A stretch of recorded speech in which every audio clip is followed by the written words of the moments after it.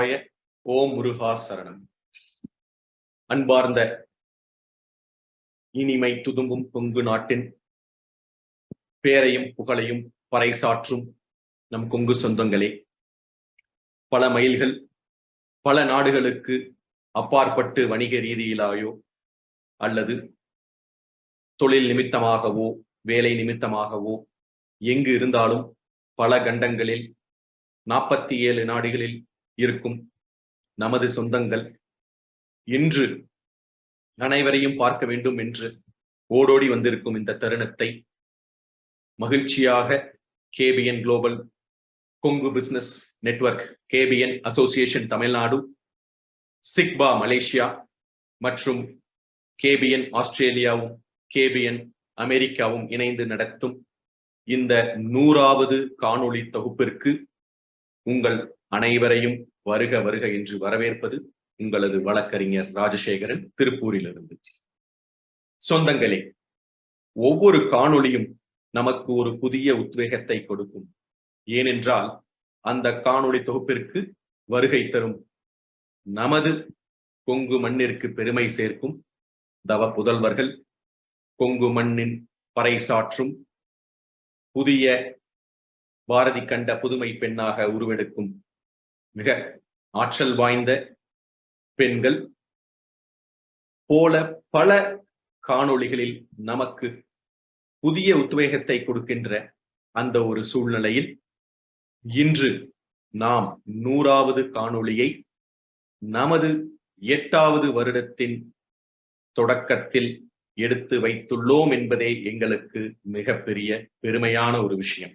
இந்த பெருமையான ஒரு விஷயத்தில் முக்கியமாக நாம் நினைவு கூறுவது என்னவென்றால், நமது கேபிஎன் குளோபல் என்ற அகில உலக 47 நாடுகளில் உள்ள சொந்தங்களை தொழில் வாய்ப்புகளில் அவர்கள் முன்னோக்கி செல்ல வேண்டும் என்ற ஒரே உயரிய எண்ணத்தை வைத்து நாம் வெற்றி நடை போடுகின்ற இந்த 8வது ஆண்டில் கடந்த 3 ஆண்டுகள் மட்டுமே நாம் காணொளி தொகுப்பை ஆரம்பித்தோம்.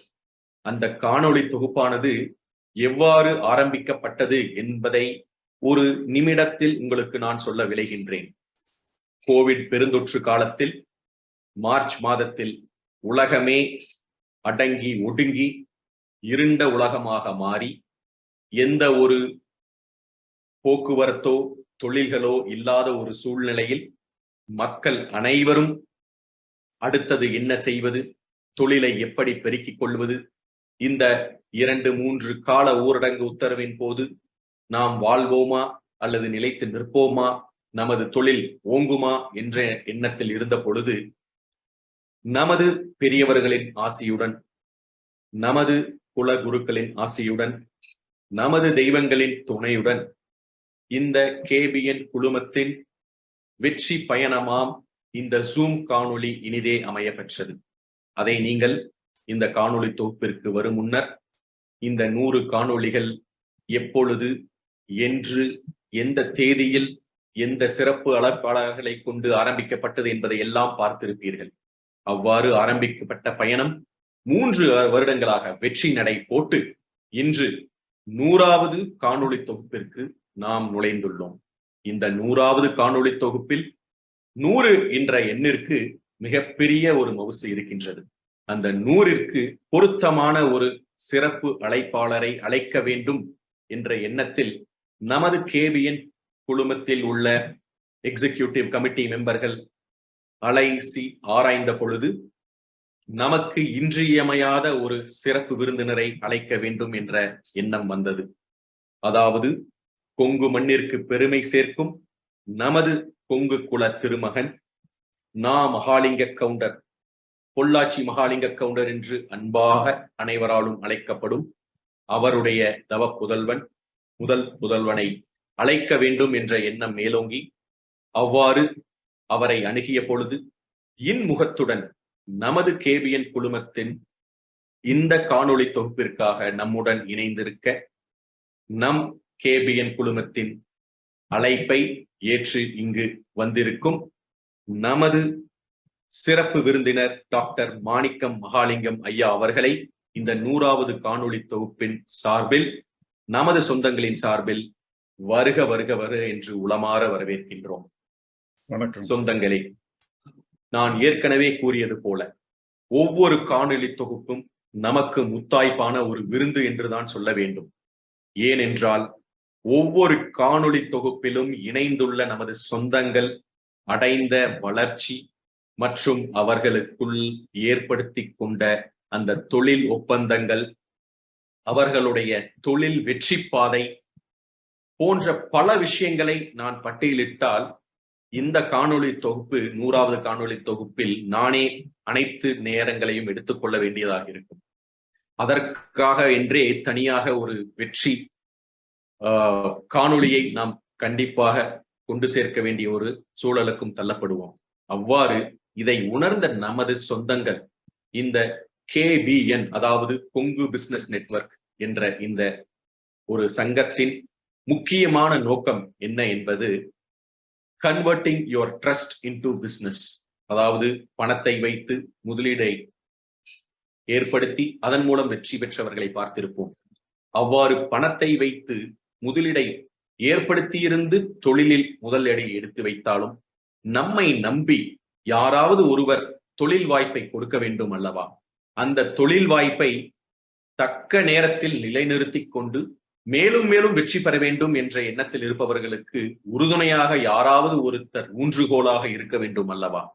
அப்படி பல லட்சங்கள் பல கோடிகள் செலவு செய்தாலும் ஒரு ஊன்றுகோலாக, ஒரு நெட்வொர்க்கிங் என்று ஆங்கிலத்தில் அழைக்கப்படும் அந்த ஒருவரை ஒருவர் புரிந்து கொண்டு converting your trust into business, அதாவது நமது நம்பகத்தன்மையை ஒரு தொழிலாக மாற்றும் இந்த ஒரு முயற்சியின் விளைவுதான் இந்த KBN குளோபல் ஆகிய இந்த ஒரு நிறுவனத்தின் வளர்ச்சி.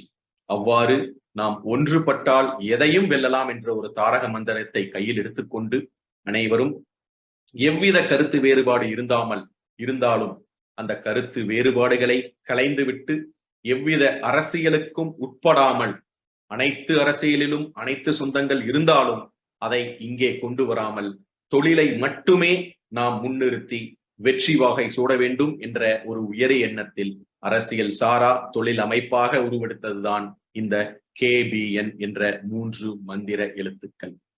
அந்த மந்திர எழுத்துக்களை புரிந்து கொண்டு நம்முடன் இந்த 3 ஆண்டு கால ஜூம் காணொளியில் பயணித்த அனைத்து கொங்கு சொந்தங்களையும் நாம் KBN குளோபல் சார்பாக நெஞ்சார்ந்த நன்றியை தெரிவித்துக் கொண்டு இன்றைய 100வது காணொளி தொகுப்பில் நாம் உள்ளே செல்லலாம். இந்த 100வது காணொளி தொகுப்பு நான் ஏற்கனவே கூறியது போல 1923 இருந்து 2023 ஆண்டு வரை வாழ்ந்து பெருமை சேர்த்த நமது மகாலிங்க கவுண்டர் அவர்கள் 2014 வருடம் மறைந்தாலும் நமது உள்ளத்தில் என்றும் குடிகொண்டிருக்கும் அவருக்காக 100 ஆண்டு கால நினைவை போற்றிய இந்த 2023வது வருடத்தில் நாம் 100வது காணொளியை நடத்தி கொண்டிருக்கும் இந்த தருணத்தில் இந்த 100வது காணொளியின் சிறப்பு விருந்தினராக நம்முடன் இணைந்திருக்கும் டாக்டர் மாணிக்கம் மகாலிங்கம் ஐயா அவர்களையும் இந்த தருணத்தில் நாம் நன்றி பாராட்டி இந்த காணொளியில் செல்வதற்கு முன்னர் நமது சிறப்பு விருந்தினரை பற்றிய அறிமுகத்தை கண்டிப்பாக சிலருக்கு இங்கே தெரியப்படுத்த வேண்டும். ஏனென்றால் நிறைய சொந்தங்கள் அவரை பற்றி நான் கூறும் முன்னுரையை விட அதிகமாக கூறிவிடுவீர்கள் என்று எனக்கு தெரியும்.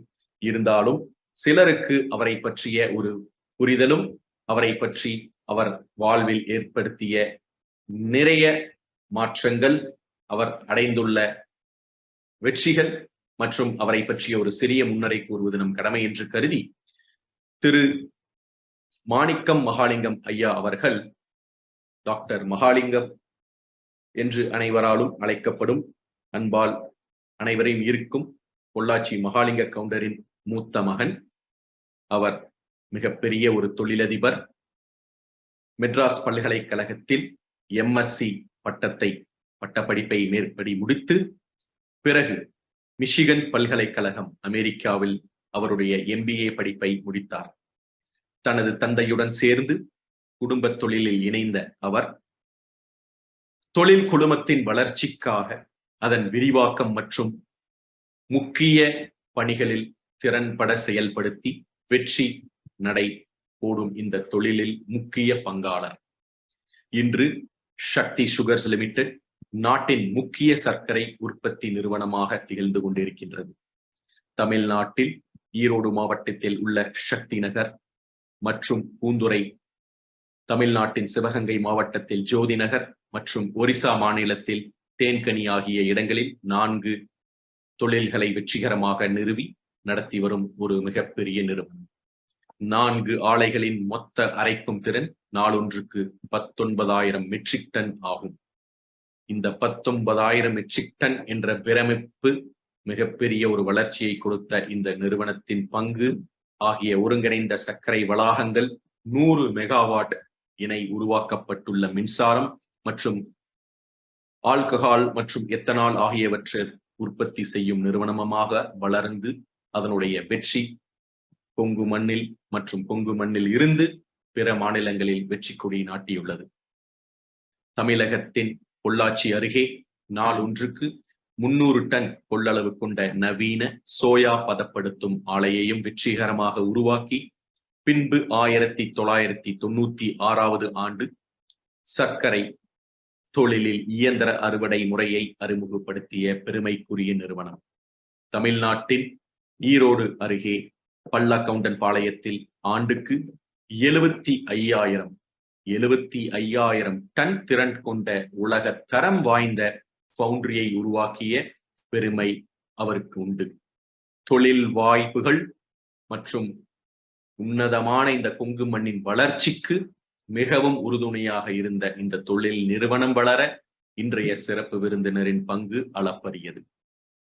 தொழில் வாழ்வுகள் தயாரிப்பில் 40,000 டன் உற்பத்தி திறன் கொண்ட கோயம்புத்தூரில் உள்ள மற்றொரு பவுண்டரிக்கு அதன் முத்தாய்ப்பான வெற்றி படிகளும் இதற்கு இன்று சான்றாக திகழ்ந்து வெற்றி நடை போட்டுக் கொண்டிருக்கின்றது.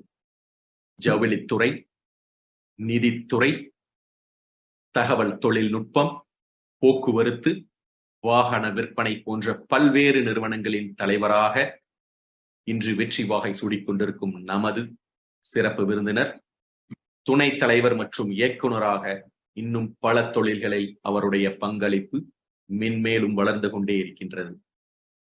கோவை மாவட்டத்தில் உள்ள குமரகுரு தொழில்நுட்ப கல்லூரியின் நிர்வாக குழுவின் துணைத் தலைவராகவும், டாக்டர் மகாலிங்கம் பொறியியல் மற்றும் தொழில்நுட்ப கல்லூரியின் தலைவராகவும், பொள்ளாச்சி நாச்சிமுத்து பாலிடெக்னிக் கல்லூரியின் தலைவராகவும், மேலும் 5 கல்வி நிறுவனங்களின் அறங்காவலர் மற்றும் நிறுவனராகவும் உள்ளார்.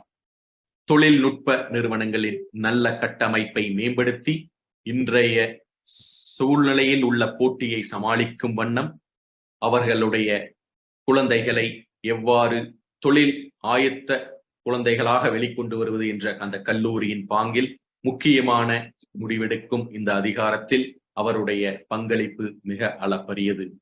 மேலும் பல பயிற்சி திட்டங்களை செயல்படுத்துவதிலும் அதில் மிகுந்த ஆர்வத்தை அவர் வெளிக்கொண்டு வந்து இன்றைய மாணாக்கர்களின் வாழ்வில் வெற்றி விளக்கேற்றிய முக்கிய பங்காளர். 1996 முதல் 97 வரை ஆண்டிற்கான இந்திய சர்க்கரை ஆலைகளின் சங்கத்தின், அதாவது ISMA என்று அழைக்கப்படும் அந்த சங்கத்தின் புதுதில்லியின் தலைவராகவும் 1993, 94, 95 மற்றும் 2006-2007 ஆண்டுகளில் தென்னிந்திய சர்க்கரை ஆலைகளின் சங்கத்தின், அதாவது சிஸ்மா என்று அழைக்கப்படும் தமிழ்நாடு தலைவராகவும் சர்க்கரை சங்கத்தின் தலைவராகவும் இருந்து வந்தவர். 2000 முதல் 2001 ஆண்டு மற்றும் 2001 முதல் 2002 ஆண்டிற்கான இந்திய தொழில்நுட்ப வல்லுநர்களின் சங்கத்திலும் அவருடைய பங்கு அளப்பரியது. கடுமையான நோய்களை குணப்படுத்தும் மாற்று மருத்துவத்தில் மிகுந்த ஆர்வம் கொண்டவர் இன்றைய நமது பெருமை மிகு சிறப்பு விருந்தினர். இதற்காக வைட்டமின் சி பானத்தை உருவாக்கி பொள்ளாச்சி மற்றும் கோவையில் மிராக்கிள் வெல்னஸ் கிளினிக்கை நிறுவியுள்ளார். அந்த மிராக்கிள் வெல்னஸ் கிளினிக்கில் ஒரு முக்கியமான ஒரு பானத்தையும் நீங்கள் பார்த்திருப்பீர்கள். அந்த மிராக்கிள் ட்ரிங்க் என்பதின் முக்கிய ஒரு அளப்பரிய வெற்றியை கொண்டு வந்து அதன் நிறுவனத்தை நிறுவி வெற்றி கொடி நாட்டி அதை இன்றளவும் திறன்பட இந்த மாற்று மருத்துவத்தில் ஒரு புதிய கோலைச்சி வருபவர் தான் இன்றைய சிறப்பு விருந்தினர். ஜூலை 2022 செயல்பட தென்காசியில் கூடுதல் மருத்துவமனையும் அமைக்கப்பெற்று வெற்றி நடை போட்டுக் கொண்டிருக்கும் இன்றைய தொழில் நிறுவனத்தின் தலைவராக இன்றைய சிறப்பு விருந்தினர் திகழ்ந்து கொண்டிருக்கின்றார் என்பதில் எவ்வித ஐயமும் இல்லை. 1977 ஜூனியர் சாம்பியன் மற்றும் 1978 இந்தியாவின் ஒற்றை ஸ்கூல் பிரிவில் ரேங்கில் சிறந்த தேசிய ரன்னர் ஆஃப் விருது பெற்ற இன்றைய சிறப்பு விருந்தினர் டாக்டர் மாணிக்கம் மகாலிங்கம், MSc MBA, சேர்மன் சக்தி குரூப் அவர்களை இன்றைய மிக முக்கியமான தலைப்பான இந்த 100வது ஜூம் காணொளியின் மிக பெருமை சேர்க்கும் ஒரு தலைப்பான business practices that needs to be powered for generations, அதாவது தலைமுறைகளை காக்க வேண்டிய தொழில் முறைகள் என்ற தலைப்பில் இன்று நம்முடன் இணைந்திருக்கும் இன்றைய சிறப்பு விருந்தினரை அறிமுகம் செய்வதில் பெருமகிழ்ச்சி கொண்டு இன்றைய சிறப்பு விருந்தினரை அறிமுகம் படுத்தி அந்த ஒரு 100வது காணொளி தொகுப்பில் உங்களுடன் இணைந்திருக்க எனக்கு வாய்ப்பு கொடுத்த அந்த KBN குழுமத்திற்கும் நன்றி பாராட்டி இன்றைய சிறப்பு விருந்தினரின் உரைக்கு செல்வதற்கு முன்னர் நமது சொந்தங்களுக்காக இந்த 100வது காணொளியில் நாம் ஏதாவது புதிதாக சேர்க்க வேண்டும் அல்லவா? சோ இன்றைய சிறப்பு காணொளியின் நமது சிறப்பு விருந்தினரின் உரையை கேட்க முன்னர் உங்களுக்காக ஒரு சிறிய காணொளி காத்து கொண்டிருக்கிறது சொந்தங்களே. அந்த சிறிய காணொளி உங்களுக்காக வருகின்றது, இதோ பாருங்கள்.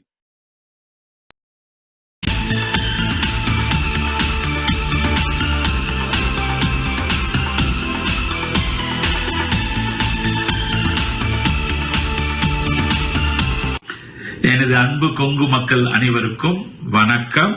நலம் நலமறிய ஆவா. எல்லோரும் இன்று போல் நலமுடன் இருக்க ஆண்டவனை பிரார்த்திக்கொள்கிறேன். நான் தங்கவேலு குப்புசாமி, கோலாலம்பூர் மலேசியாவில் இருந்து இந்த பாராட்டு செய்தியை உங்களுக்கு பெருமையுடன் வழங்குகிறேன்.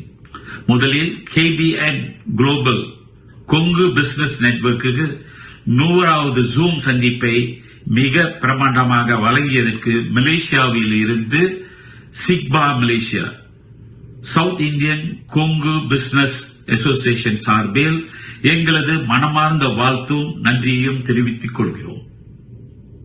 இது ஒரு பெரும் சாதனை என்று தாராளமாக கூறலாம்.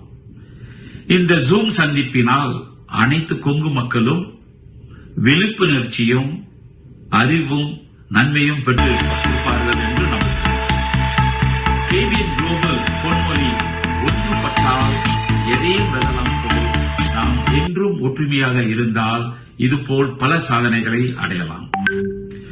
இதில் சிரமம் பார்க்காமல் சுயநலம் இல்லாமல் ஏற்பாடு செய்து படைத்த அனைவருக்கும், முக்கியமாக திருப்பூர் ராஜசேகர், சேலம் இளஞ்செழியன், மலேசியா பழனியப்பன் அனைவருக்கும் மீண்டும் ஒரு முறை நன்றியையும் பாராட்டுகளையும் தெரிவித்துக் கொள்கிறோம். நன்றி, வணக்கம். சொந்தங்களே, இந்த KBN குழுமத்தில் நாம் இதுவரை ₹1 கூட சந்தா வசூலிக்காமல் அவர்களுடைய சொந்த உழைப்பையும் அவர்களுடைய சொந்த நிதியையும் வைத்து நாம் இந்த அளவுக்கு வளர்ந்திருப்பது நமக்கு ஒரு மிகப்பெரிய உத்வேகம் கொடுப்பது எதுவென்றால் இந்த உயர்ந்த மனிதர்களின் பாராட்டுக்கள் மற்றும் அவர்களுடைய ஊக்கமும் மட்டுமே நமக்கு பொற்காசுகள் போல ஒரு ஊக்கத்தை கொடுத்து நமது சொந்தங்களின் தொழில் வாய்ப்பை பெருக்குவதற்கு நாம் இன்றும் முயன்று கொண்டிருந்து அதில் வெற்றியையும் பெற்றுக் கொண்டிருக்கின்றோம். அவ்வாறு அந்த வாழ்த்துறையை வணங்கி பெற்றுக்கொண்டு இந்த 100வது காணொளி தொகுப்பில் நம்முடன் இணைந்திருக்கும் நமது சிறப்பு விருந்தினர் ஐயா டாக்டர் மாணிக்கம் அவர்களை அவருடைய சிறப்புரையை நல்குமாறு அன்புடன் அழைக்கின்றோம். வாருங்கள், உங்களுடைய சிறப்புரையை தாருங்கள். வணக்கம், அனைவருக்கும் வணக்கம். திரு பழனியப்பன் அவர்களுக்கும் வழக்கறிஞர் ராஜசேகர் அவர்களுக்கும் இளஞ்செழியன் அவர்களுக்கும் முதற்கண் என்னுடைய நன்றியை தெரிவித்துக் கொள்கிறேன். அதாவது இந்த 100வது காணொளிங்கிறதுல பங்கேற்பது ஒரு பெரிய பாக்கியம், பெரிய வாய்ப்பு. இந்த வாய்ப்பை கொடுப்பதற்கு உங்கள் அனைவருக்கும் எங்களுடைய குடும்பத்தின் சார்பில் என்னுடைய நன்றியை தெரிவித்துக் கொள்கிறேன். அதாவது அவங்க பேசும்பொழுதுங்க பழனிப்பன் வந்து தலைமுறை தாண்டிய தொழில்னு சொன்னாங்க.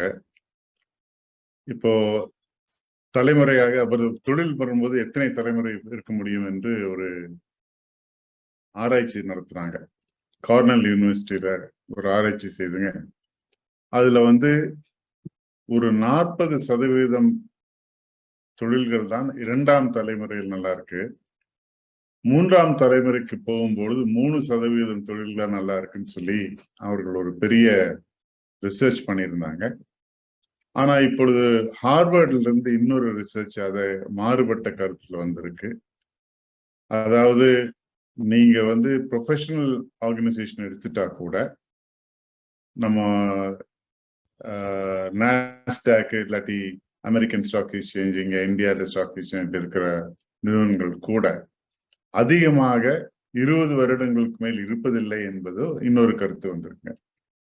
அதனால குடும்ப தொழில்ங்கிறது அதாவது மோசம் இல்லை, ப்ரொஃபஷனல் மேனேஜ்மெண்ட் சொல்றாங்க இல்லைங்களா, அதற்கும் ஃபேமிலி மேனேஜ்மெண்ட்டுக்கும் பெரிய வித்தியாசம் கிடையாது என்பது இன்னொரு கூத்து. நம்ம வந்து எங்களுடைய குடும்பத்துல பாத்தீங்கன்னா, நான் வந்து 3ஆவது தலைமுறை. என்னுடைய மகனுடைய தம்பியின் மகன், தமக்கையாரின் மகன் எல்லாம் இப்ப தொழில் இருக்காங்க. அவங்கெல்லாம் வந்து பாத்தீங்கன்னா 4ஆவது தலைமுறை வந்தாச்சு. என்னுடைய நீஸோட சன்னும் வந்தாச்சு, அது 5ஆவது தலைமுறை. இப்போ 5 தலைமுறைகள் உழைத்து கொண்டிருக்கிறோம். இதுல பாத்தீங்கன்னா நாங்க 3, 4, 5 3 தலைமுறைகள் ஒன்றாக இப்பொழுது வேலை செய்து கொண்டிருக்கிறோம். குடும்பத்துல பாத்தீங்கன்னா எப்பவுமே 2, 3 தலைமுறைகள் ஒன்றாக வேலை செய்யும் ஒரு வாய்ப்பை நாம் பார்க்க முடியும். எப்பவுமே வந்து மேனேஜ்மெண்ட்ல உங்களுக்கு வித்தியாசம் இருக்கும். நம்ம ப்ரொஃபஷனல் மேனேஜ்மெண்ட் எடுத்துக்கொண்டாலும் சரி, ஃபேமிலி மேனேஜ்மெண்ட் எடுத்துக்கொண்டாலும் சரி, எல்லாருமே ஒரே மாதிரி நினைக்க வேண்டும் என்ற அவசியம் இல்லை. அந்த அவசியம் இருந்ததுன்னு வச்சுக்கோங்களேன், அப்போ வந்து ஃபெயிலியர் அதிகமாகும். ஏன்னா நான் ஒரு தப்பு செய்யும் போது கூட இருக்கிறவங்க அத்தனை பேர் அதே தப்பு செஞ்சாங்கன்னா நாளைக்கு வந்து அதை சரி பண்றதுக்கு ஒரு வாய்ப்பு இல்லாம போகும். வித்தியாசங்கள் இருக்க வேண்டும், வித்தியாசங்களை பாராட்ட வேண்டும். The differences should be appreciated rather than disputed. So அதனால பார்க்கும் பொழுதுங்க, நம்மளால முடியும் பொழுது மற்றவர்கள் ஏதாவது செய்ய முடியுமா, அந்த change of management, change of thinking, அந்த மாதிரி. இப்போ நீங்க ப்ரொஃபஷனல் மேனேஜ்மெண்ட் எடுத்துட்டீங்கன்னா ஒரே வழிதான் இருக்குது. அந்த இருக்கிற ப்ரொஃபஷனல் மேனேஜர் மாத்திட்டு இன்னொரு ப்ரொஃபஷனல் மேனேஜர் போடணும், சேஞ்ச் ஆஃப் மேனேஜ்மெண்ட் வரும். ஆனா ஃபேமிலி மேனேஜ்மெண்ட்ல எப்படி வரும்னாங்க, சேஞ்ச் ஆஃப் மேனேஜ்மெண்ட் வராது, சேஞ்ச் ஆஃப் தாட் வரும். ஏன்னா 4 பேர் இருக்கும் பொழுது ஒருவருடைய தாட் நல்லா இருக்கிற வரைக்கும் சரின்னு இருப்பாங்க. கொஞ்சம் பிரச்சனைகள் வரும்போது 2 பேர் சேர்ந்து இல்ல இதை கொஞ்சம் மாத்தி பண்ணலாம், நீங்க பண்ற இந்த ஒரு வழி எங்களுக்கு கொஞ்சம் மாறுபட்டு பண்ணலாங்கிற மாதிரி அவர்கள் சொல்ல முடியும். அது சொல்லும் பொழுது அதாவது இந்த மெஜாரிட்டி ப்ரிவேல்ஸ் மாதிரி இருக்கு இல்லைங்களா, ஒரு குடும்பத்துல வந்து பெரியவங்க 4 பேர் சேர்ந்து சொல்லும் பொழுது 5வது நபர் வந்து சரி இதை மாற்றி அமைக்கலாம் என்று சொல்லி அமைப்போம். இந்த மாதிரி கூட்டு தொழில போறது வந்து அது ஒரு வகைங்க. இன்னொரு வகையில கொஞ்சம் பிரிஞ்சு போகிறது. இப்பொழுது என்னுடைய தந்தையார் வந்து அவருடைய பெற்றோருக்கு ஒரே குழந்தை, அவருக்கு வந்து கூட பிறந்தவர்கள் யாருமே கிடையாது. ஆனால் அவர்கள் வந்து தன்னுடைய மாமன் மக்கள் 5 பேரு, தாய் மாமன் மக்கள் சரிங்க, அவன் வந்து அதே மாதிரி அவருடைய தந்தையாருடைய சகோதரியின் மகன்கள் 5 பேர், 10 பேரை வந்து அவங்கதான் ஒரு கர்த்தாவை வந்து உருவாக்கினார்கள். அனைவருக்கும் படிப்பு மற்றும் திருமணம் அனைத்தும் செய்து அவர்கள் தான் உருவாக்கினார்கள். அவர்கள் அனைவரும் இப்பொழுது தனித்தனியாக தங்களது தொழிலை செய்து கொண்டிருக்கிறார்கள். அது பார்க்கும் பொழுதுங்க, இட்ஸ் எக்ஸ்பேண்டட் பிஸ்னஸ். அதாவது ஒரு குரூப்னு இல்லாம அவங்க அப்பா என்ன சொல்லுவாங்கன்னா, இதப்பா வந்து நம்ம கிட்ட வேலை செய்கிறவர்கள் இன்னொரு போய் தொழில் ஆரம்பித்தார்கள், அது நம்ம வந்து சப்போர்ட் பண்ண வேணும். நம்ம சப்போர்ட் பண்ணாதான் அதுல வந்து ஒரு ஸ்ட்ரென்த் வரும். ஆனா அவங்களோட கம்பீட் பண்றதுங்கிறது ஒரு பிசினஸ் காம்படிஷன் இருக்கணுமே ஒழிய ஃபேமிலியில காம்படிஷன் இருக்கக்கூடாது. ஒரே தொழில அவங்க வந்தாலும் நாம் உறவு முறையை காப்பாற்றி கொண்டு பிசினஸ்ல ஒர்க் டுகெதர்ங்கிற மாதிரி ஒரு கான்செப்ட் சொன்னாங்க. அதுல பார்க்கும் பொழுது இப்பொழுது அவர்களுடைய தொழில் வந்து பல்வேறு விதங்களில் வித்தியாசமா வந்திருக்கிறது. அது ஒரு பெரிய வித்தியாசம். ரெண்டாவது வந்து அவர்கள் என்ன சொல்லுவாங்கன்னா, நான் வந்து என்னுடைய 24வது வயதுல என்னுடைய ஏபிடில டைரக்டரா போட்டாங்க. அப்ப வந்து ஒரு சில பிரச்சனைகள் வரும்போது நான் என்ன செய்ய வேண்டும் என்று அவர்களிடம் கேட்கும்போது, உன்னை மேனேஜிங் டைரக்டரா போட்டாச்சு, நீ தான் முடிவு பண்ணணும். நீ என்கிட்ட அட்வைஸ் வேணா கேட்கலாம். ஆனா அந்த அட்வைஸ் வந்து அந்த பொறுப்பு நான் எடுத்துக்க முடியாது.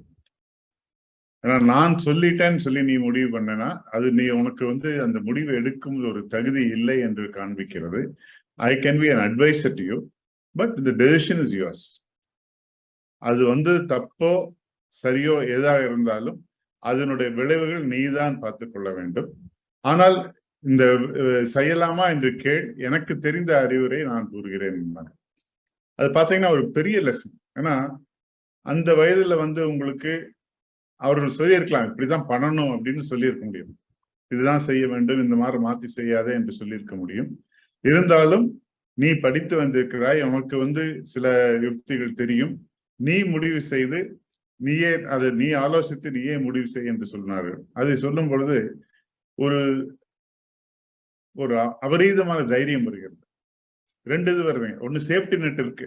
அவங்க எப்படி அவங்க பார்த்து கொண்டிருக்கிறார்கள், அவங்களை அட்வைஸ் கொடுப்பாங்கிறது ஒரு சேஃப்டி நெட் இருக்கு. அதே சமயத்துல நம்ம தனியா போய் ஒரு முடிவு பண்ணுங்கிற ஒரு தைரியம் வருகிறது. அந்த தைரியம் வரும் பொழுது அவர்கள் இருந்த காலத்திலும் இல்லாத காலத்திலும் நாம் செயல்படும் ஒரு தைரியம், அந்த தன்னம்பிக்கை வருகிறது. இந்த தன்னம்பிக்கை வந்தோம்னா நம்ம வந்து நிச்சயமாக நல்லா செய்ய முடியும்னு ஒரு இது வருது. அதே மாதிரி ஒவ்வொரு தலைமுறைக்கும் அவர்களை இந்த ப்ரீவியஸ் ஜெனரேஷன் இருக்கும் போதே அவர்களுக்கு வந்து ஒரு ஊக்கத்தை கொடுக்க வேண்டும், அவர்களுக்கு அந்த ஒரு சக்தியை கொடுக்க வேண்டும். பல்வேறு குடும்பத்துல பார்ப்போம் என்னன்னாங்க, பெரியவங்க இருப்பாங்க, பெரியவங்க வந்து அடுத்த ஜெனரேஷனுக்கு பொறுப்பே கொடுக்க மாட்டார்கள். கொடுக்காமல் அதை தாண்டி அடுத்த அந்த பேரன்மாருக்கு பொறுப்பு கொடுக்கும் அளவுக்கு அந்த ஒரு பெரியவர்களின் முடிவுகள் இருக்கும். அப்படி இருக்கும் பொழுது என்ன ஆகுதுனாங்க, நெக்ஸ்ட் ஜெனரேஷன் வந்து ஒரு தைரியம் இல்லாமல், கான்பிடன்ஸ் இல்லாம ஒரு இருக்கும் ஒரு காட்சியை காண்க முடிகிறது. தந்தையார் அவர்கள் அதான் சொல்லுவாங்க, இந்த மாதிரி சிலதெல்லாம் வந்து நீங்க முடிவு பண்ணணும், முடிவு பண்ணும் பொழுது அது சரியாக இல்லாம போனாலும் அது ஒரு lesson. That's an expensive lesson or cheap lesson, but it's a lesson. அது நீங்க படித்துக் கொள்ள வேண்டும், நீங்கள் புரிய வேண்டும், அப்பொழுதுதான் உங்களுடைய காலில் நீங்கள் நிற்க முடியும் என்று கூறுவார்கள். அவர் பல்வேறு இடங்களில் அவர்கள் சொன்னதை மீறியும் நாங்கள் செய்திருக்கிறோம். சிலது நன்றாக வந்திருக்கிறது, பல நன்றாக இல்லாமல் சேர்ந்திருக்கிறது. ஆனால் அதற்காக அவர் கூப்பிட்டு சொல்ல மாட்டார். அதாவது நான் அன்னைக்கு சொன்ன பாரு, இந்த மாதிரி நீ பண்ண வேண்டாம்னு சொல்ல மாட்டாரு. ஒரே ஒரு தடவை, அதாவது 1980ஆம் ஆண்டு அவர்கள் வந்து நாங்கள் லங்கையில் எங்களுக்கு ஒரு டிரான்ஸ்போர்ட் ஏபிடி டிரான்ஸ்போர்ட் நெட்வொர்க் வரும் ஒரு வாய்ப்பு இருந்தது. அதை கேட்ட பொழுது வேண்டாம் என்று கூறினார்கள். அந்த பிரச்சனை வந்தவுடன் கூறினார்கள், 83ல தான் பிரச்சனை வந்ததுக்கு, நான் கேட்டது 80ல. அப்ப வந்து என்ன சொன்னாங்க, இந்த காரணம் நான் எதிர்பார்த்தேன்ப்பா, பிரச்சனைகள் அங்க சரியில்லை, சூழ்நிலை சரியில்லாம இருந்தது, அதனால் நீ அங்கே போக வேண்டாம் என்று கூறினேன் என்றார். அந்த மாதிரி பல்வேறு கருத்துக்களை வந்து ஒரு பெரிய அட்வைஸ் வருதுங்க. ஒவ்வொரு ஜெனரேஷன் நம்ம என்ன எதிர்பார்க்கிறோம்னா, நானும் இப்போ டிரான்ஸ்போர்ட் எங்களுக்கு ஆரம்பிச்சது, என்னுடைய பார்ட்னர் ஆரம்பித்து வந்து டிரான்ஸ்போர்ட் நாச்சிமுத்து கவுண்டர் அவர்கள் முதல்ல லாரி ஓட்டினார்கள், அதிலிருந்து பஸ்ஸுக்கு வந்தார்கள். அவர்களுடைய தந்தையார் திரு பழனி கவுண்டர் வந்து குதிரை வண்டி ஓட்டிட்டு இருந்தார். அவர் ஊர் கவுண்டர்பாங்க, ஒரு மரியாதைக்குள்ள ஒரு நபர். ஆனால் ஒரு சவாரி வண்டியை சில சமயம் ஓட்டுவார்கள். அதை பார்த்து இவர் வந்து சவாரி வண்டி சரியாகாது, நாம் பொருள் இதுக்கு இன்னும் குட்ஸ் டிரான்ஸ்போர்ட் மாதிரி இந்த எஸ்டேட்டுக்கெல்லாம் ஆரம்பிச்சாங்க. அதுக்கப்புறம் வந்து பஸ் ஆரம்பிச்சு, அந்த பஸ் வந்து 1972ல அரசு வந்து முழுவதுமே அதை நேஷனலைஸ் பண்ணாங்க, தேசியமயமாக்கும் பொழுது. அப்ப பாத்தீங்கன்னா எங்க குரூப்ல வந்து சுகர் ஃபேக்டரி இருந்தது, தந்தையார் ஆரம்பிச்ச சுகர் ஃபேக்டரி இருந்தது, டெக்ஸ்டைல் இருந்தது. ஆனா ஆணிவேர் என்பது ஏபிடி. அந்த ஆணிவேர் வந்து ஒரே நாளில் காணாமல் போகிறது. காணாமல் போகும் பொழுது அடுத்த தொழில், அதாவது அப்பொழுது என்னன்னா டெக்ஸ்டைல் ஆரம்பிச்சிருந்தோம், சுகர் ஆரம்பிச்சிருந்தோம். அந்த இண்டோஸ்விஸ்ன்னு ஒரு சிந்தட்டிக் டைமண்ட் ஃபேக்டரி இருந்ததுங்க. அது 1957 ஆரம்பிச்சது. அதில் இருந்ததுனால அதில் வந்த ஒரு முதலீட்டை இதில் போட்டு மற்ற பிசினஸ் டெவலப் பண்ணோம். ஆனால் இந்த தொழில் போய்விட்டதே, அதாவது இது எப்படியாவது காப்பாற்ற வேண்டும், நாம் சண்டை போட வேண்டும் என்று நாங்கள் முயற்சிக்கவில்லை. தந்தை அவர்கள் ஒரு விழா எடுத்து அரசாங்கத்துக்கு அந்த நிறுவனத்தை கொடுத்து நீங்கள் நன்றாக நடத்துங்கள் என்று அந்த இடம், மேனேஜர் எல்லாத்தையும் சேர்த்தியே கொடுத்துட்டோம். அந்த இடம் கூட இன்னைக்கு பார்த்தா பல கோடி ரூபாய்கள் மதிப்புள்ளது. ஆனால் அதை வந்து ஒரு தானமாகவே இந்த அரசுக்கு கொடுத்து விட்டார்கள். அந்த மாதிரி ஒவ்வொரு தொழிலும் வந்துங்க ஒரு லைஃப் டைம் இருக்கு, ஒரு லைஃப் ஸ்பேன் இருக்கு. இந்த தொழில் தான் நடக்கும்னு எதிர்பார்க்க முடியாது. நாங்களே இப்ப டெக்ஸ்டைல்ஸ்ல முதல்ல இருந்தோம், டெக்ஸ்டைல்ஸ் இருந்து வெளியே வந்துவிட்டோம். ஏன்னா எங்களுக்கு வந்து அந்த டெக்ஸ்டைல்ஸ் பேண்ட்வித் இல்லை. இப்போ டெக்ஸ்டைல் நல்லா பண்ணிட்டு இருந்தாங்க, பட் ஆஸ் அ ஃபேமிலி எங்களுக்கு வந்து டெக்ஸ்டைல்ஸ் வந்து சரியா வரல, ஒரு நாள் சரி உகந்து வரலன்னு சொல்லிட்டு டெக்ஸ்டைல் விட்டுட்டு இப்போ ஃபவுண்டரி மற்றும் சுகர் அந்த மாதிரி தொழில் போயிருக்கோம். இப்ப கூட சொல்லிட்டு இருந்தாங்க, நம்ம ஒரிசா ஆலையை பற்றி கொடுத்தாங்க. கடந்த 3 மாதங்களுக்கு முன்னால் ஒரிசா ஆலையை இந்தியன் பொட்டாஷ் என்கிற ஒரு நிறுவனத்துக்கு அதை விற்பனை செய்து அந்த பணத்தை தமிழ்நாடு ஆலைகளுக்கு போட்டு சிறப்படுத்தி இருக்குங்க. அந்த மாதிரி தொழில்ல வந்து எப்பொழுதும் தொழிலை மாற்றுவதோ அல்ல தொழிலை விற்பனை செய்வது அல்லது எக்ஸ்பேண்ட் பண்றதுங்கிறது it's a business decision. Business டெசிஷனை எமோஷனலா பண்ணக்கூடாதுங்க. குடும்பம் என்பது இமோஷனல் டெசிஷன். அதாவது நம்ம வந்து குடும்ப தொழிலுங்கும் போது எது ப்ரையாரிட்டின்னு முதல் ப்ரையாரிட்டி குடும்பத்தை வைத்து, அடுத்தது தொழிலை வைத்து, அதுக்கு அடுத்தது வந்து ப்ராப்பர்ட்டி. அதாவது நம்மளுடைய என்ன ப்ராப்பர்ட்டி வாங்குறோமோ, அதாவது தந்தையார் அதை அடிக்கடி சொல்லுவார்கள், நீ தொழிலை வைத்துத்தான் ஒரு பொருளை வாங்கினாய், தொழில் நன்றாக இல்லைன்னா பொருளை வித்து அந்த பணத்தை தொழில போடுங்க. அந்த தொழிலை காப்பாற்ற வேண்டும். மறுபடியும் அந்த பொருளை நாம் வாங்க முடியும். தொழில் திரும்பி வந்து வச்சுன்னா அதை வந்து வாங்க முடியும். ஆனால் தொழில் மோசமா இருக்குன்னு சொல்லிட்டு நீங்க வந்து ப்ராப்பர்ட்டி விற்காம ப்ராப்பர்ட்டி காப்பாத்தீங்கன்னு சொல்லுவாங்க. அதே மாதிரி தொழிலுக்காக, குடும்பத்துக்காக தொழில் நம்ம காப்பாற்ற முடியாது. அதனால தொழில் என்பதும் குடும்பம் என்று பார்த்தால் குடும்பத்துக்கு முதல் கட்டத்தை நாம் கொடுக்க வேண்டும். இந்த மாதிரி ஒரு ப்ரையாரிட்டி அந்த காலத்து சொல்லுவா இல்லைங்களா, ஒரு குடும்பத்துக்கு ஒருவர், ஒரு ஊருக்கு ஒரு குடும்பம், ஒரு நாட்டுக்கு ஒரு ஊருங்கிற மாதிரி ஒவ்வொரு இதுக்கும் நம்ம ப்ரையாரிட்டி செட் பண்ணிக்கணும். இந்த ப்ரையாரிட்டி செட் பண்ணிட்டு வந்து போகும்போதுங்க, அப்புறம் அடுத்த ஜெனரேஷன் வரும்போது அவங்க என்ன பண்றாங்க, எப்படி அவங்கள நம்ம ட்ரெயின் பண்றோம். ட்ரெயின் பண்ணும்பொழுது இப்ப எங்களுக்கு எல்லாமே எப்படி ட்ரெயினிங்னாங்க, நீங்கள் வந்து நன்றாக படிக்க வேண்டும், நாளை உங்களுக்கு தொழில் இருக்காது, தொழில் இல்லை என்றால் உங்களுடைய வாழ்க்கை முறையை எவ்வளவு நீங்கள் நன்றாக அமைக்க வேண்டும் என்று விரும்புகிறீர்களோ அது அளவுக்கு படித்து நீங்கள் யூ ஷுட் குவாலிஃபை யுவர்செல்ஃப் அப்படின்னாங்க.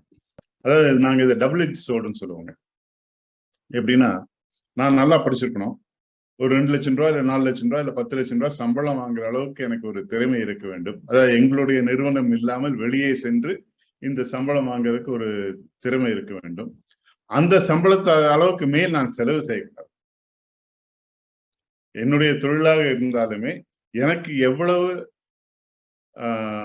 ஈட்ட முடியுமோ, எவ்வளவு என்னால வந்து ஒரு சம்பளமாக பெற முடியுமோ, அந்த செலவுக்கு மேல் உன்னுடைய வாழ்க்கை செலவை அதிகமாக வைத்துக் கொள்ளக்கூடாதுன்னு கூறியிருந்தார்கள். அது பார்த்தீங்கன்னா ஒரு டபுள் எட்ஜ் சோர்டு. என்னால் நல்லா குவாலிஃபை பண்ணி நான் என்னால் வெளியே போய் செலவு பண்ண முடியும்னு எனக்கு தைரியம் இருந்தால் அந்த அளவுக்கு செலவு பண்ணலாம். இல்லைன்னா செலவை குறுக்கி கொண்டு நாம் இருக்க வேண்டும். பலர் என்ன பண்றோம்னா, தொழில வர வருமானத்தை நம்முடைய வருமானம் என்று நினைச்சுக்கிறோம். அந்த தொழில் அந்த அளவு செலவு பண்ணும் பொழுதுதான் உங்களுக்கு பிரச்சனைகள் வருகிறது. ஏன்னா தொழில் நலிஞ்சு போகும்பொழுது நம்முடைய பர்சனல் செலவு பண்ண முடியாம அதற்காக நாம் ஒரு முடிவு எடுக்க வேண்டியது இருக்கு. நம்முடைய தேவைகள் குறுகி இருந்ததுன்னா தொழில் நன்றா இருக்குதோ இல்லையோ இட் டசன்ட் மேட்டர், நம்முடைய வாழ்க்கை ஒரே மாதிரி இருக்கும். அது ஒரு செகண்ட் இது கொடுத்தாங்க. அதனால இது வந்துங்க லிமிட்டிங் அண்ட் பொட்டன்சியேஷன் ஸ்டேட்மெண்ட் நாங்கள் சொல்லுவோம். இது ஒரு puts a limit on your expenditure, puts a potential for you to go up to. அந்த மாதிரி 2 இதுல வந்து ஒரு எப்படி, அதனால எல்லாருமே நாங்க எங்க குடும்பத்துல எல்லாமே மினிமம் டபுள் டிகிரி படிச்சு அந்தந்த தொழில தேர்ந்து தான் இப்ப வேலை செய்கிறோம். will be almost a professional working as a trustee in the business. இது ஒரு பெரிய படிப்பினை கொடுத்தாங்க. அதுல பார்க்கும்போது பல்வேறு தொழில்கள் நாங்கள் உள்ள போயிருக்கோங்க, வெளியே வந்திருக்கோம். அப்புறம் காலச்சக்கரம் மாதிரி சில டைம் வந்து தொழிலே அழிஞ்சு போற மாதிரி ஒரு பிரச்சனைகள் வரும். அதாவது எமர்ஜென்சி டைம் இந்த 75ல வந்து ஒரு பிரச்சனை வந்தது, அதுக்கப்புறம் 96ல ஒரு ப்ராப்ளம் வந்தது. அந்த மாதிரி சுகர் சைக்கிள் என்பது ஒரு 10 வருடத்துக்கு ஒரு தடவை சர்க்கரை தொழிலில் எப்பவுமே எங்களுக்கு பிரச்சனைகள் வரும். அதை தாண்டி வெளியே வர வேண்டும். மற்ற தொழில்களை இப்பொழுது பெருசா பண்ண அந்த ஒரு சைக்கிளிசிட்டி கம்மியாயிட்டு இருக்கு. அதனால இது வந்து தொழில் என்பது இந்த பிரச்சனைகள் வரும்போது நாம் அனைவரும் உட்கார்ந்து இது எப்படி சரி செய்வது என்று முடிவு செய்ய வேண்டும். இப்ப எங்க தொழிலே இப்ப பிரச்சனைகள் இருக்கும்போது நாங்கள் சகோதரர்கள் உட்காரும் பொழுது ஓப்பனா பேசிக்குவோம். இப்ப நான் பண்ணது தப்புன்னா அவங்க இந்த மாதிரி பண்ணிருக்க கூடாதுப்பாங்க. சரி, நீ எனக்காக இதை பண்ணி விடுன்னு நான் வந்து ஹேண்ட் ஓவர் தட் பிரச்சனை. இப்ப நானே அதை திருப்பி நான் ரெடி பண்றேன்னு பார்த்தீங்களேன், முடியாது. ஏன்னா எனக்கு அதே பழைய திங்கிங் தான் வரும். நான் ஒரு திங்கிங் பண்ணியிருப்பேன், அதுல ஒரு தப்பா இருக்கும். திருப்பி என்ன செய்தாலும் நமக்கு அதே தான் வரும். இதை இன்னொரு செஞ்சா நல்லா வரும். அதை வந்து ஈகோ பார்க்காம, ஓகே நீ பண்ணி கொடுப்ப, நான் பண்ணா அந்த he can make it right and give it back to me. It's not that he is going to take it அவே.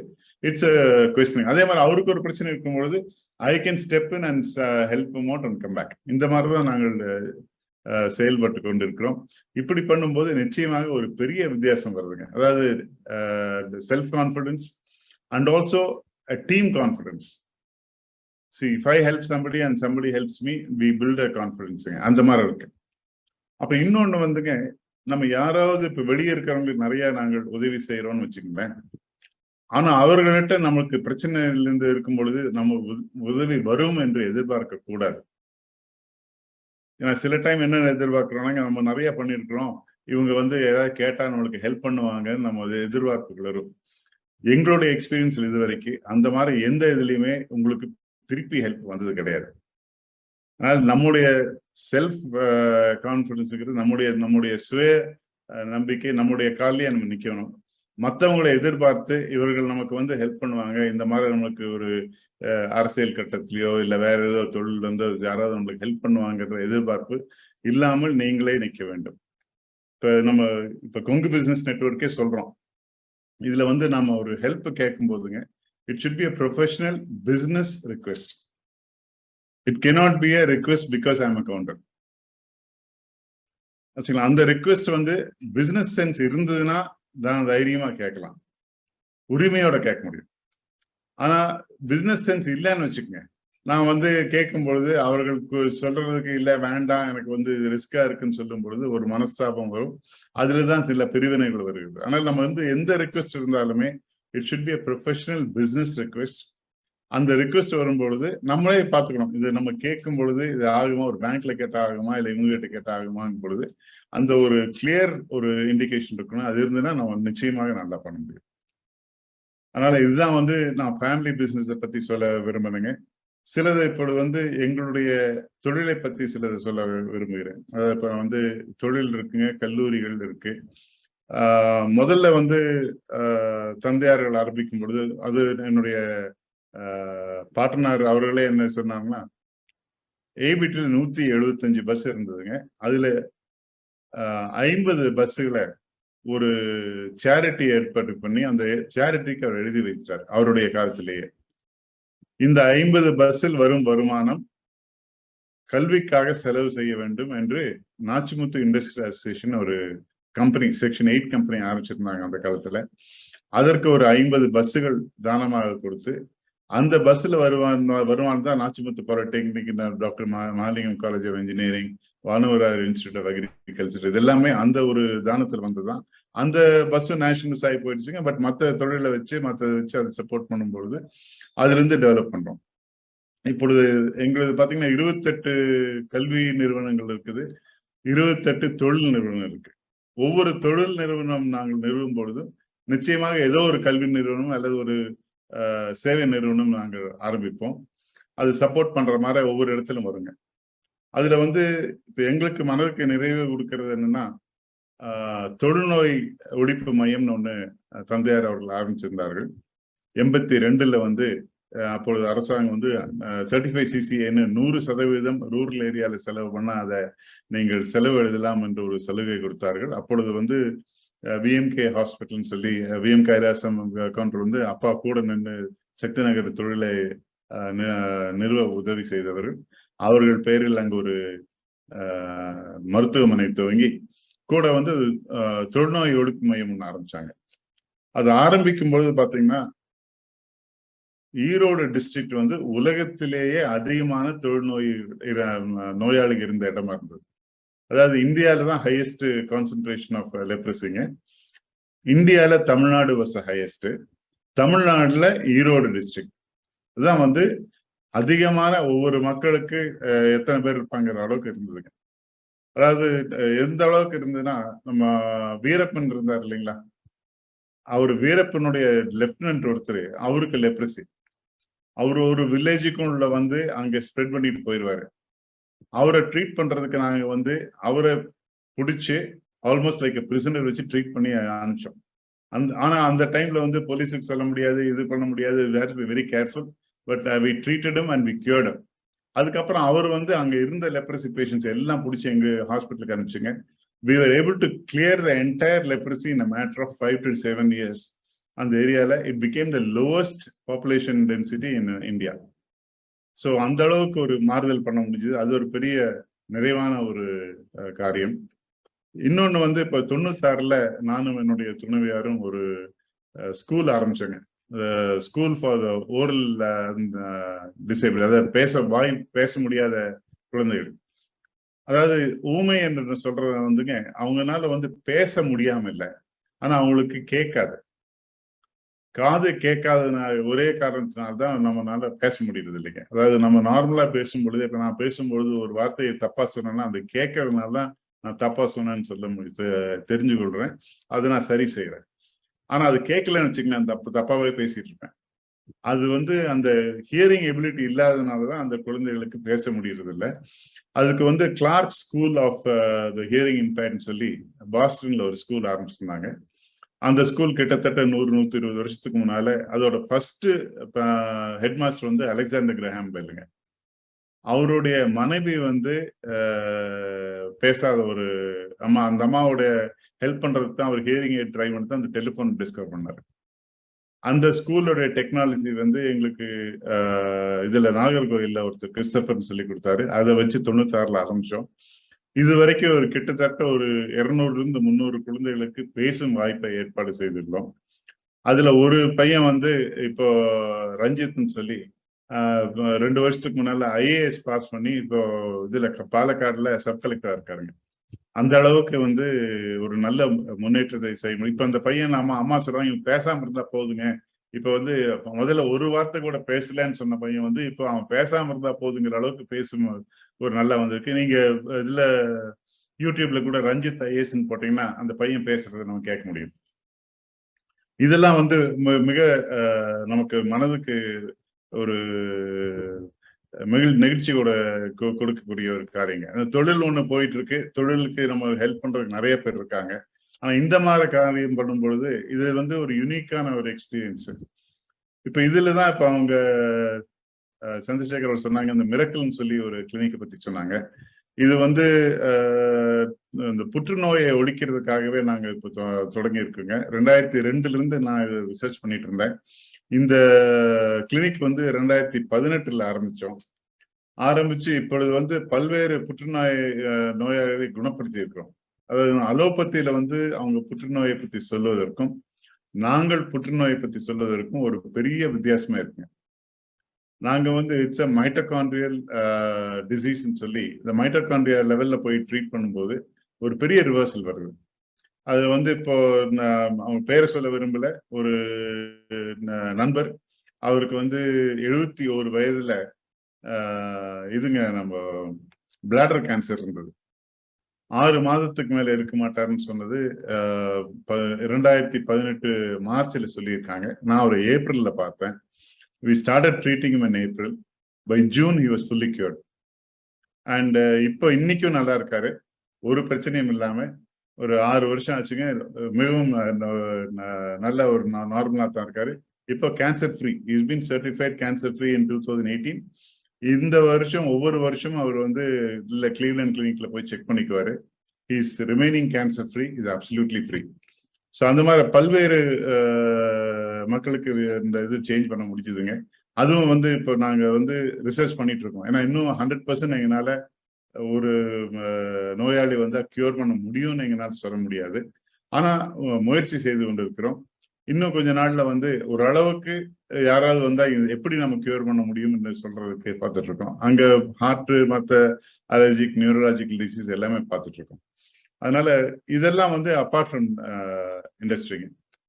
இப்ப இண்டஸ்ட்ரியில வந்து பொள்ளாச்சியில இன்னொரு ஏற்பாடு செய்திருக்கிறோம். அதாவது விவிடிஎன்னு சொல்லி ஒரு கம்பெனி மானேசர்ல இருக்குங்க. வீடியோ வாய்ஸ் டிஜிட்டல் நெட்வொர்க் அப்படின்னு சொல்லிட்டு விவிடிஎன் ஒரு கம்பெனி. அவர்கள் வந்து 5 இந்திய இளைஞர்கள் இதுல அமெரிக்கால வேலை செஞ்சுட்டு இருந்தவங்க, குவெல்காம்ல இருந்து ரிசைன் பண்ணிட்டு வந்து இந்தியாவில ஒரு கம்பெனியை செட் பண்ணாங்க. அதுல 2 வந்து தமிழ்நாட்டை சேர்ந்தவர்கள், 3 பேர் வந்து வடநாட்டை சேர்ந்தவர்கள். அவர்கள் வந்து நம்ம காலேஜுக்கு வந்து ஒரு 4 வருஷத்துக்கு முன்னால வந்தாங்க. வந்து எங்களுடைய செக்ரட்டரிட்ட எங்களுக்கு கன்செஷன்ல இடம் கிடைக்குமா, ரிசர்ச் பண்றதுக்கு இடம் வேணும்னு கேட்டிருக்காங்க. 200 பேருக்கு நாங்க கன்செஷன் ரேட்ல ஒரு 200 பேருக்கு கொடுத்தோம். இப்பொழுது 1500 பேர் அங்க வேலை பண்ணிட்டு இருக்காங்க பொள்ளாச்சியில, ரிசர்ச் ஆன் 5G நெட்வொர்க். அப்புறம் நெட்கியர் கம்பெனி இருக்கு இல்லைங்களா, அந்த நெட்கியருடைய அந்த கம்ப்ளீட் நெட்கியர் இந்த வயர்லெஸ் டிவைஸ் எல்லாமே தேர் மேக்கிங் இன் இந்தியா. இந்தியாவில் பண்ணி நெட்கியரோட பேர் போட்டு உலகமெல்லாம் எக்ஸ்போர்ட் பண்ணிட்டு இருக்காங்க. அதே மாதிரி 5G ரிலையன்ஸோட கம்ப்ளீட் ஆண்டனா எல்லாமே அவங்க தான் பண்றாங்க. அவர்கள் வந்து இப்பொழுது தமிழ்நாட்டுக்கு வந்து ஒரு ஃபேக்டரி நாங்கள் இங்கே பண்ணணும், ஏன்னா எக்ஸ்போர்ட்டுக்காக எங்களுக்கு மனசு இருந்து கஷ்டமா இருக்கு, தமிழ்நாட்டில் பண்றோம்னு சொன்னப்ப நாங்கள் பொள்ளாச்சிக்கு வாங்கன்னு சொன்னோம். இப்போ பொள்ளாச்சிக்கு வந்து அரசாங்கத்தில் ஒரு 100 ஏக்கரை உங்களுக்கு அலாட் பண்ணியிருக்காங்க.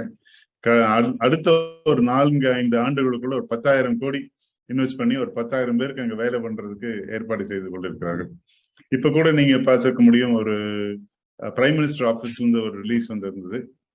ஹியூலட் பேக்கர்ட் கூட ஒரு ஸ்கீம்ல வந்து கையெழுத்து போட்டிருக்காங்க. அது வந்து $1 billion worth of computers servers, HP servers will be manufactured in India ன்னு சொல்லி போட்டிருக்காங்க. தட் அந்த MOU வந்து விவிடிஎன் அண்ட் ஹெச்பி தான் போட்டிருக்காங்க. பிரைம் மினிஸ்டர் ஆஃபீஸ்ல கோஆர்டினேட் பண்ணி இந்த விவிடிஎன் கம்பெனியும் ஹியூலட் பேக்கர்டும் சைன் பண்ணி அவங்க இப்ப ஆரம்பிக்கிறது வந்து மேனுஃபேக்சர் ஆரம்பிக்கிறாங்க. கூடி சீக்கிரம் அந்த ஒரு மேனுஃபேக்சரிங் பொள்ளாச்சிக்கு வர்ற வாய்ப்பு இருக்குங்க. அதனால பார்க்கும்பொழுது இந்தியாவுக்கு வந்து இப்ப நிறைய வாய்ப்புகள் இருக்கு. அதாவது இப்போ China +1 சொல்றதுல சைனால இருந்து போடுறாங்க. அது வந்து பொலிட்டிக்கலா என்ன ரீசன் ஒண்ணும் இல்லைங்க, ரொம்ப சிம்பிள். நாங்க 2002 சைனாவுக்கு போனப்போ அப்ப வேஜ் வந்து $2 per hour. இங்க இந்தியாவில இன்னைக்கு வேஜ் வந்து $1 per hourங்க. அங்க இப்ப சைனால வந்து the wages have gone to $8 per hour. So அமெரிக்காக்கு cannot afford $8 per hour. அதனால்தான் இப்ப அவங்க ஷிஃப்டிங். அது வந்து இது ரொம்ப பியூர் பிசினஸ் தான். வேற மற்றதெல்லாம் காரிய காரணம், எதுக்காக வெளியே வர்றேன்னு சொல்றதுக்கு காரணங்கள் உண்டாக்கி கொண்டு இருக்கிறார்கள் வழிய, மெயினா வந்து $1 per hour இருந்த வேஜ் வந்து இன்னைக்கு $8 per hour போயிடுச்சு. ஏன்னா சைனால பாப்புலேஷன் கம்மியாக ஆரம்பிச்சிருச்சு. அந்த Chinese people are not willing to work any longer. அந்த அளவுக்கு வேலை பண்றதுக்கு தயாராக இல்லை. அந்த அளவு வேஜ் அதிகமானதுனால இப்போ நமக்கு இந்தியாவுக்கு ஒரு சான்ஸ் இருக்குங்க. அடுத்த 20 ஆண்டுகள் நமக்கு அந்த வேஜ் கம்மியா இருக்கும். அது 20 ஆண்டுகள் கழிச்சு நம்ம வேஜ் மேல போகும்போது அவங்க ஆப்பிரிக்கா போயிடுவாங்க. ஆனா நம்மளுக்கு ஒரு விண்டோ ஆஃப் 20 இயர்ஸ் இருக்கு. இந்த 20 இயர்ஸ்ல வர்ற பணத்தை நம்முடைய நாட்டை நல்லா டெவலப் பண்ணி ஒரு பெரிய வல்லரசாக்க முடியும். அதை வந்து வேண்டாத செலவுகள் இப்ப சைனாக்காரங்க அதான் பண்ணிட்டாங்க. இந்த 20 வருஷம் அவங்களுக்கு 90ல 2020 வரைக்கும் இருந்ததுல இந்த 20 வருஷம் அந்த பணத்தை எல்லாம் வேண்டாததா செலவு பண்ணிட்டாங்க. எல்லாம் வந்து சூப்பர் ஃபாஸ்ட் ட்ரெயின் அது இதெல்லாம் போட்டு அதெல்லாம் வேண்டியதே கிடையாது. ஏன்னா அது இப்போ ஓடாம ஆள் இல்லாம இருக்கு. அந்த மாதிரி இன்வெஸ்ட்மெண்ட் பண்ணாம நம்ம வந்து ஆக்கப்பூர்வமான இன்வெஸ்ட்மெண்ட் நெக்ஸ்ட் 20 இயர்ஸ்ல பண்ணோம்னா இந்தியா ஒரு பெரிய நாடாக வரும். அது ஒரு ஆப்பர்ச்சுனிட்டி இருக்கு. அதனால இன்னைக்கு வந்து India is going to be the best place to invest in the world in terms of looking at what kind of investment. அதனால I would request இப்போ என்னன்னாங்க, நீங்க ஃபாரின் போக வேண்டாம், இந்தியாவிலே நம்ம லுக் பண்ணலாம். ஃபாரின் இருக்கிறவங்க நீ India, you can come back to India to look at investment in India in appropriate technology. So this is my request to all the listeners on this particular show. In fact, I ரொம்ப happy இந்த மாதிரி ஒரு ஷோல வந்து எல்லாம் across the world நம்ம பேச முடியுதுங்க. We are able to exchange our thoughts. இப்போ with this I'd like to conclude and probably take some questions. I was telling Dr. Advocate Chandrasekhar சொல்லிட்டு இருந்தேன், I'd like to make it as a more conversational show. So I'd like to I'm cutting back by about 10 minutes, I think, a little earlier than what they indicated. But I'd like to take questions if possible. Thank you so much. In fact, இன்னைக்கு வந்து இந்த காணொளி தொகுப்புல உன்னிப்பாக நமது சொந்தங்கள் கவனித்திருந்தால் இன்றைய சிறப்பு விருந்தினர் நிறைய விஷயங்களை ஃபியூச்சர் பேஸ்ட் தொழில் வாய்ப்புகள் என்னென்ன இருக்கு அப்படிங்கிறதெல்லாம் சொன்னாரு. அதுல மிக முக்கியமானது பொள்ளாச்சிக்கு நம்ம கொங்கு மண்ணிற்கு வர இருக்கக்கூடிய அந்த ஒரு பெரிய பிசினஸ் வாய்ப்பு. அது வந்து $1 பில்லியன் அமெரிக்க டாலர்ஸ் அந்த சர்வர் உற்பத்திக்கும் இருக்கக்கூடிய அந்த நிறுவனத்தின் தொடர்பையும் பற்றி சொன்னாரு. அது போல அவருடைய காணொளி தொகுப்புல நிறைய விஷயங்கள், இந்த தலைமுறைகள் நம்ம வந்து எவ்வாறு ஒரு தொழிலை பேணி காக்க வேண்டும், எப்படி நம்ம அதனோட அப்ரோச் செய்யணுங்கிறதெல்லாம் தெளிவாக சொன்னாரு. அவர் 10 நிமிடத்திற்கு முன்னால் முடித்திருந்தாலும் இன்னும் நமக்கு கேள்விகள் நிறைய வந்து கொண்டே இருக்கின்றன. அந்த கேள்விகளுக்கு செல்லும் முன்னர் நம் 100வது காணொளியின் ஒரு சிறப்பாக மற்றும் ஒரு சிறிய காணொளி நமது சொந்தங்களுக்காக இங்க காத்து கொண்டிருக்கிறது. அந்த காணொளியை முடிச்ச உடனே நம்ம கேள்விகளுக்கு சென்று விடலாம். இதோ உங்களுக்காக ஒரு காணொளி.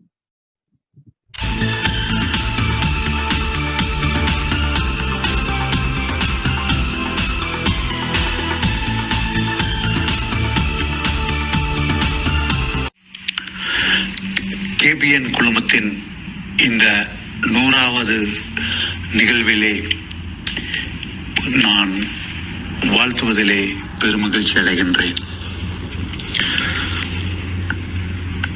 கிட்டத்தட்ட 3 ஆண்டு காலமாக, குறிப்பாக கொரோனா காலத்திலே தொடங்கப்பட்டு இன்றைக்கு 100வது நிகழ்ச்சியாக இந்த நிகழ்ச்சி அமைகின்றது. இந்த 3 ஆண்டு காலத்திலே தொடர்ச்சியாக பல்வேறு கொங்கு சமுதாய மக்களை இணைத்த பெருமை, அவர்களுடைய வாழ்க்கை வரலாற்றை, அவர்களுடைய சுயசரிதத்தை வெளிக்கொணர்ந்ததிலே மிக பெருமைக்குடையது கேபிஎன். கொங்கு செழித்தால் எங்கும் செழிக்கும் என்பது பழைய முழக்கம். கொங்கிலே பிறந்தால் இன்றைக்கு எங்கும் வெல்லலாம் என்பது புதிய முழக்கம். அதன் அடிப்படையிலே கடந்த 3 ஆண்டு காலமாக கேபிஎன் குழுமம் உலகில் 8 திசையிலும் பரவி வெற்றி கொடி நாட்டிக் கொண்டிருக்கின்ற கொங்கு மக்களை இணைத்து அவர்களுடைய வெற்றிகளை நமக்கு கொடுத்திருக்கின்றது. எல்லோரும் உலகம் அறியும்படியாக செய்திருக்கின்றது. உலகில் 8 திசையிலும் பரவி இருக்கின்ற கொங்கு இன மக்களின் வெற்றிகளை நமக்கு ஒருங்கிணைத்து கொடுத்திருக்கிறது கேபிஎன் நிறுவனம். இந்த 100 நிகழ்வுகளை குறிப்பாக அரசு பணியாளர்கள், அதிலும் குறிப்பாக சிவில் சர்வன்ஸ், குடியுரிமை பணியாளர்கள், பொதுத்துறையிலே பணியாற்றியவர்கள் மற்றும் ப்ரொஃபஷனல்ஸ் என்று சொல்லக்கூடிய மருத்துவர்கள்,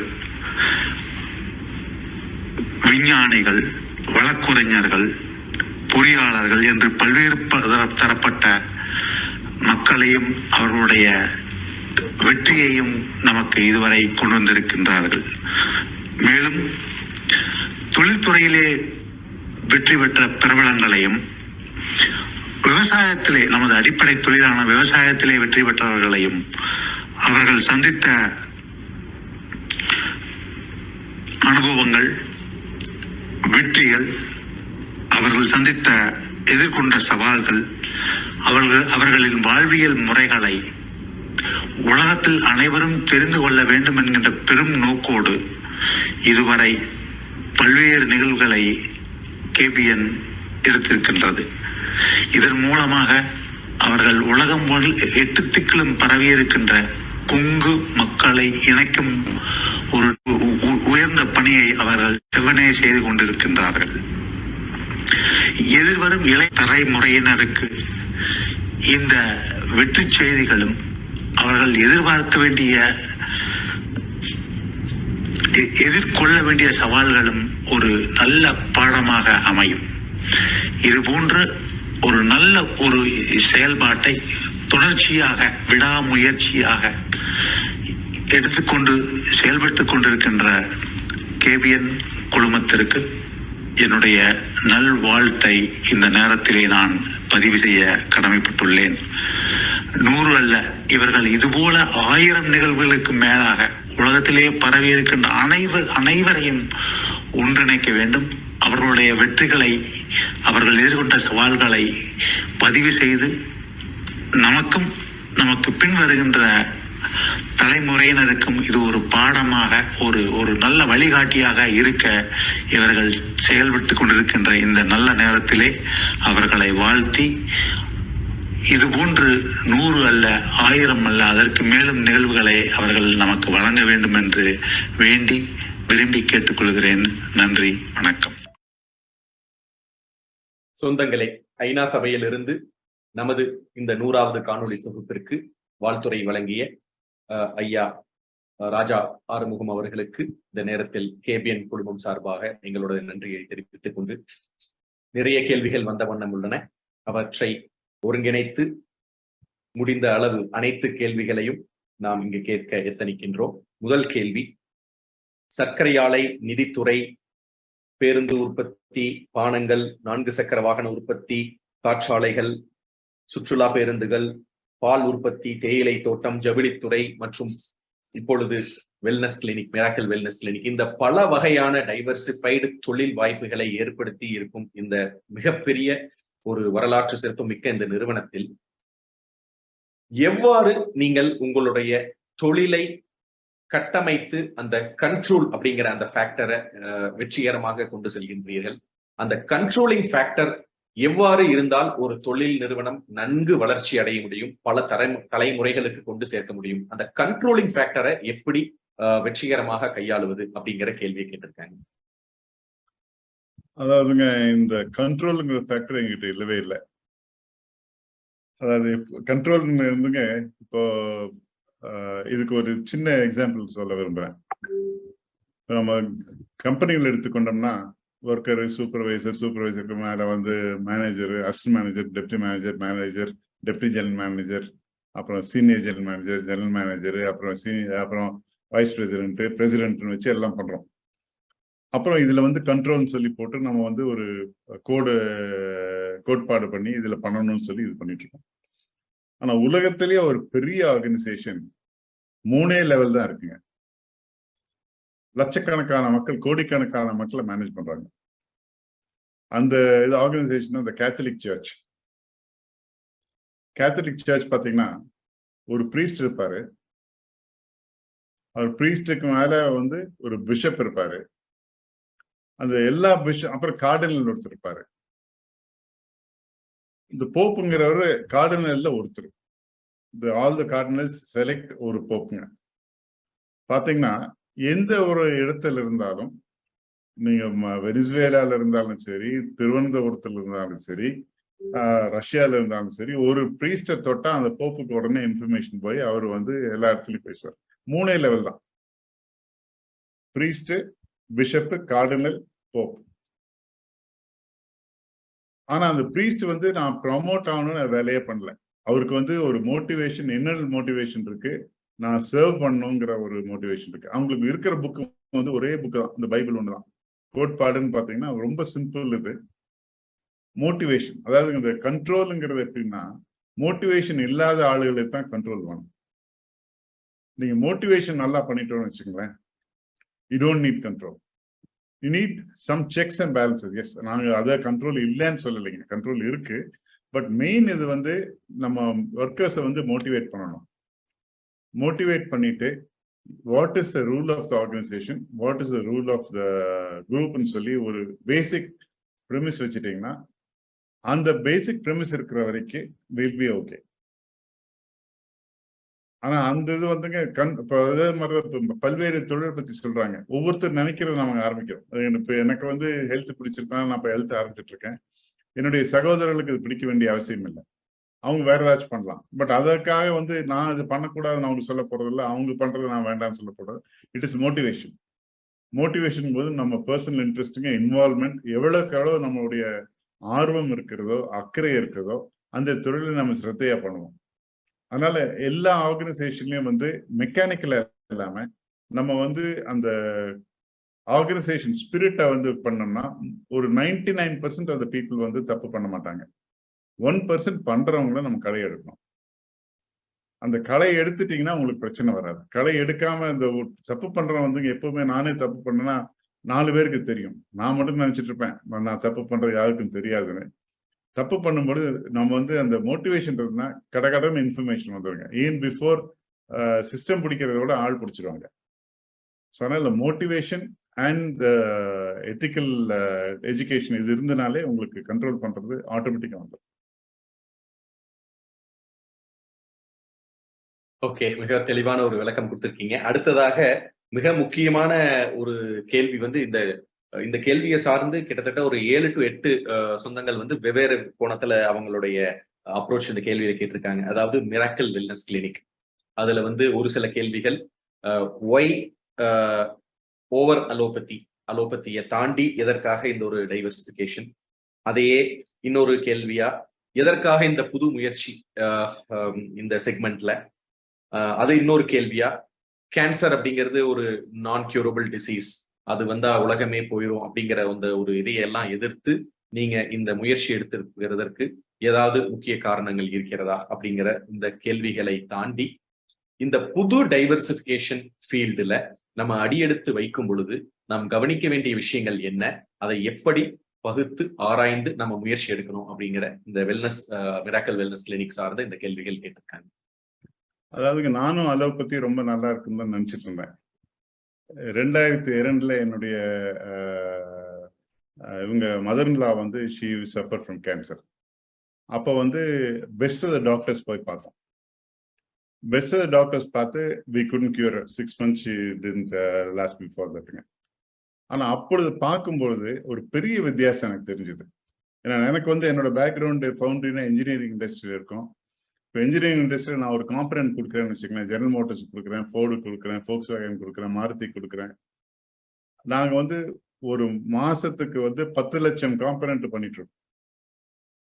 அந்த 10 லட்சம் காம்பனன்ட்ல 10 வருஷம் கழிச்சு ஒரு காம்பனன்ட் உடஞ்சதுன்னா அவங்க கூப்பிட்டு எங்களை போட்டு தாளிக்கிறது பார்த்தீங்கன்னா, அதாவது அவன் வந்து இந்த ஃபிஷ்போன் அனாலிசிஸ் ஒன்று ஆரம்பிப்பான். ஏன்டா உடஞ்சது, இது வந்து உடஞ்சிருக்க கூடாது, உன்னோட டிசைன் படி உடையக்கூடாது, ஏன் உடஞ்சது, அதுக்கு ஒரு காரணம் கூறுமா, காரண காரியத்தை கேட்பான். அந்த காரண காரியத்துக்கு என்ன பண்ணுனாங்க, ட்ரேசபிலிட்டின்னு பார்ப்போம். அப்புறம் ரூட் காஸ் அனாலிசிஸ் ஆரம்பிப்போம். அதை தோண்டி அந்த இதனாலதான் உடஞ்சது. அன்னைக்கு வந்து என்னுடைய ஆப்ரேட்டர் வந்து தும்மி விட்டான். அந்த ஒரு பாட் பண்ணும்போது அவனுக்கு தும்மல் வந்தது, அதனாலதான் அந்த பாட் மோசமா போச்சுன்னா இன்னொரு ஆப்ரேட்டர் கூப்பிட்டு இன்னைக்கு தும்மி அந்த ஒரு டிஃபெக்ட் காமிப்பான்.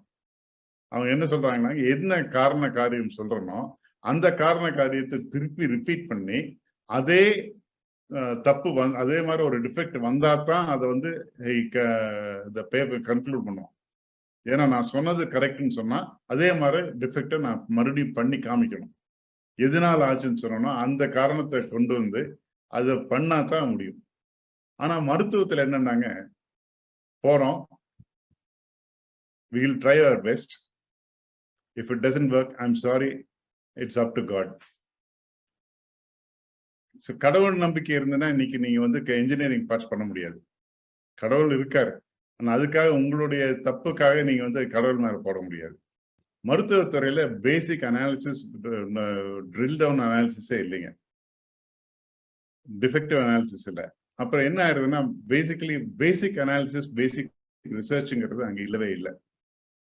நாங்க இப்ப கார் ஆப்ரேட் பண்றோம்னு வச்சுக்கோங்களேன், நாங்க ரிசர்ச் பண்றோம், பேசிக் ரிசர்ச் பண்ணி ஒரு காம்பனன்ட் பண்றோம்.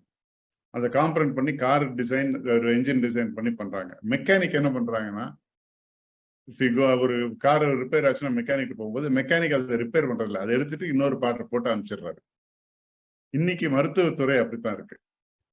நான் பிரச்சனைன்னு போறேன்னா அவர்களுக்கு தெரிஞ்ச ஒரு மருந்தை கொடுத்து ஒரு ஆப்ரேஷன் பண்ணி என்னை மாத்தி திருப்பி அனுப்பிச்சிடுறாங்க. பேசிக்கா வந்து என்ன பிரச்சனைங்கிறது அவங்க ஃபண்டமெண்டல் ரிசர்ச் பண்றது இல்லை. ஸோ அதை பார்க்கும் பொழுது மாறுபட்ட பல்வேறு இது இருக்கு. இப்ப நாங்க வந்து ஒண்ணும் இல்லை, எங்களுடைய சித்தா ஹாஸ்பிட்டல்ல ஒரு லிவர் ஃபெயிலியர் பேஷண்ட் வந்தாரு. He was leaking plasma all over the skin. அவன் லிட்டரலி எண்ட் ஸ்டேஜ் லிவர் ஃபெயிலியருங்க. அவருக்கு வந்து பிளாஸ்மா வந்து அப்படியே காலில் நின்னாருன்னா காலில் அப்படியே தண்ணி விழுகும். அவருக்கு அந்த ஆஸ்பத்திரி போனப்போ இன்னொரு 15 நாளுக்குள்ள உனக்கு லிவர் ரீப்ளேஸ்மெண்ட் பண்ணலன்னா உங்க உயிருக்கு உத்தரவாதம் கொடுக்க முடியாது, 45 லட்ச ரூபா செலவாகும்னு சொன்னாங்க. அவர்னால 40,000 ரூபா கூட கொடுக்க முடியாத ஒரு நபர். சித்தா ஹாஸ்பிட்டல்ல எங்க டாக்டர் வந்து 8 நாளுக்கு ஒரு மருந்து கொடுத்தாரு. இந்த 8 நாள் சாப்பிட்டு வாங்கினாரு. சாப்பிட்டு வந்து அடுத்த நாள் பார்க்கும்போது அதுக்கு வீக்கம் கொஞ்சம் கம்மியா இருந்தது. 15 நாளுங்க 21 நாள்ல liver completely back to normal, no liver replacement, இன்னும் நல்லா இருக்காரு. 1 வருஷம் ஆகுது. இப்ப சித்தார வந்து மருந்து வந்து இதை ரிவர்ஸ் பண்றதுக்கு இருக்கு, அலோபதியில இல்ல. இதுல ஹோமியோபதியில இருக்கு, ஆயுர்வேதால இருக்கு. இப்ப நம்ம வந்து உங்களுடைய காணொலியில பார்த்தா அண்ணாமலை ஒரு ஸ்பீச் கொடுத்திருந்தாரு, எப்படி மெக்காலே வந்து நம்மளை காலி பண்ணாருன்னு சொல்லி ஒரு பழைய ஸ்பீச் 3 வருஷத்துக்கு முன்னால போட்டிருந்தாரு. எப்படி மெக்காலே வந்து இந்தியன் எஜுகேஷனை டிஸ்ட்ராய் பண்ணி பிரிட்டிஷ் எஜுகேஷனை கொண்டு வந்தாருன்ட்டு. அதுல போனதுதான் இந்த சித்தா, ஆயுர்வேதா. இதெல்லாம் வந்து நம்முடைய பழைய இது எல்லாமே மோசம்னு சொல்லி வந்ததுங்க. ஒண்ணு இல்லை, ஹார்ட் அட்டாக் வருது இல்லைங்களா, மருத மரத்து பட்டை, அதாவது அர்ஜுனான்னு ஒரு ஹெர்ப், அது நீங்க டீ வச்சு சாப்பிடுங்க, உங்களுக்கு ஹார்ட் அட்டாக்கே காணாம போயிடும். ஒண்ணுமே இல்லை, வெறும் அர்ஜுனா ஹெர்ப் வந்து நம்ம வாங்கி அது பில்ஸும் கிடைக்குங்க. இப்போ இது வந்து அலோபதி டாக்டர் சொன்னா ஒத்துக்கவே மாட்டாங்க. அது மாதிரி நிறைய வந்து நம்முடைய பழைய மூலிகைகள், பழைய வழிமுறைகள்லாம் இருந்திருக்கு, அதை நம்ம விட்டுட்டோம். அதே மாதிரி அலோபதியிலுமே பழைய ரிசர்ச், இப்ப நாங்க பண்றது எல்லாமே ட்ரீட்மெண்ட் பண்றது நத்திங் இஸ் நியூ. நாங்க பண்றது வந்து National Institute of Health Washington DC இருக்குங்க. அப்புறம் பப்மெட்னு அவங்க publication. So we are only taking all, நாங்க பண்றது எல்லாமே research done out of America, but research which is not popularised by pharmaceuticals. அலோபதியில் எப்படி இருக்குனாங்க, ஒரு ரிசர்ச் இருக்கு, பார்மசூட்டிக்கல் தனியா பண்ணுது. அந்த பார்மசூட்டிக்கல் வந்து லாபம் இல்லைன்னா அந்த ரிசர்ச்சை கொண்டு வர்றது கிடையாது. அந்த இதுல நாங்க வந்து அது உள்ள போய் என்னென்ன ரிசர்ச் வந்து நல்லா இருக்குன்னு சொல்லி அதை எடுத்து பார்க்கும்போது நல்ல ஒரு வித்தியாசம் தெரியுதுங்க.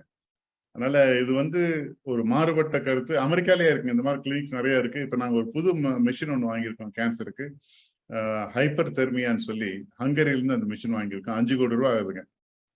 அந்த கேன்சர் வந்து inside, no chemo, no radiation, no surgery, it kills cancer. 200 machine ஜெர்மனியில் இருக்கு, 200 மிஷின் கொரியால இருக்கு, 50 மிஷின் ஜப்பான்ல இருக்கு, இட்டலியில இருக்கு, கனடா இருக்கு, அமெரிக்கால இல்ல. நம்ம இந்தியாவோட மருத்துவம் அனைத்துமே அமெரிக்க டாக்டர் தான் ஓட்டுறாங்க. முக்கால்வாசி நம்ம ஆளுகள்லாம் அமெரிக்காவில் போய் படிச்சுட்டு திருப்பி இங்க வந்து ஆஸ்பத்திரி ஆரம்பிச்சிருக்காங்க. அவங்க வந்து அது US FDA தவிர வேற ஒண்ணுமே பேச மாட்டாங்க. நீங்க யூரோப்பியன் மெடிசன் எடுத்துக்கலாம், மற்ற கெனடியன் மெடிசன் எடுத்தோம்னா நிச்சயமா it's better then what America, health care in America விட அது பெட்டருங்க. அதனால இதுதான் நாங்க வந்து பல்வேறு இதை எடுத்து கொண்டு வர்றோம். அதனால வித்தியாசமா இருக்குதுங்க. நாங்கள் எதிர்ப்புகளை சந்திக்கிறோம், ஆனா மனசுக்கு நல்லா இருக்கு. we are able to cure people, it looks good. மிகவும் ஒரு தெளிவான ஒரு பெர்ஃபெக்ட் எக்ஸ்பிளனேஷன் அப்படின்னு தான் சொல்லணும். ஏன்னா நிறைய சமயத்துல நம்ம இந்த ஒரு சாதனைகளை நோக்கி, மக்களுடைய ஒரு செல்வாக்கை நோக்கி நம்ம செல்லும் பொழுது, மக்களுடைய வெல்னஸ், அவங்களுடைய ஆரோக்கியத்தை நோக்கி செல்லும் பொழுது நீங்கள் கூறியது போல கண்டிப்பாக போட்டியை தாண்டி ஒரு விரோதம், ஒரு சோதனைகள் இருக்கத்தான் செய்யும் அப்படிங்கிறத மிக தெளிவான ஒரு விளக்கத்தை நம்ம இந்த காணொளி மூலியமா தெரியப்படுத்திருக்கீங்க.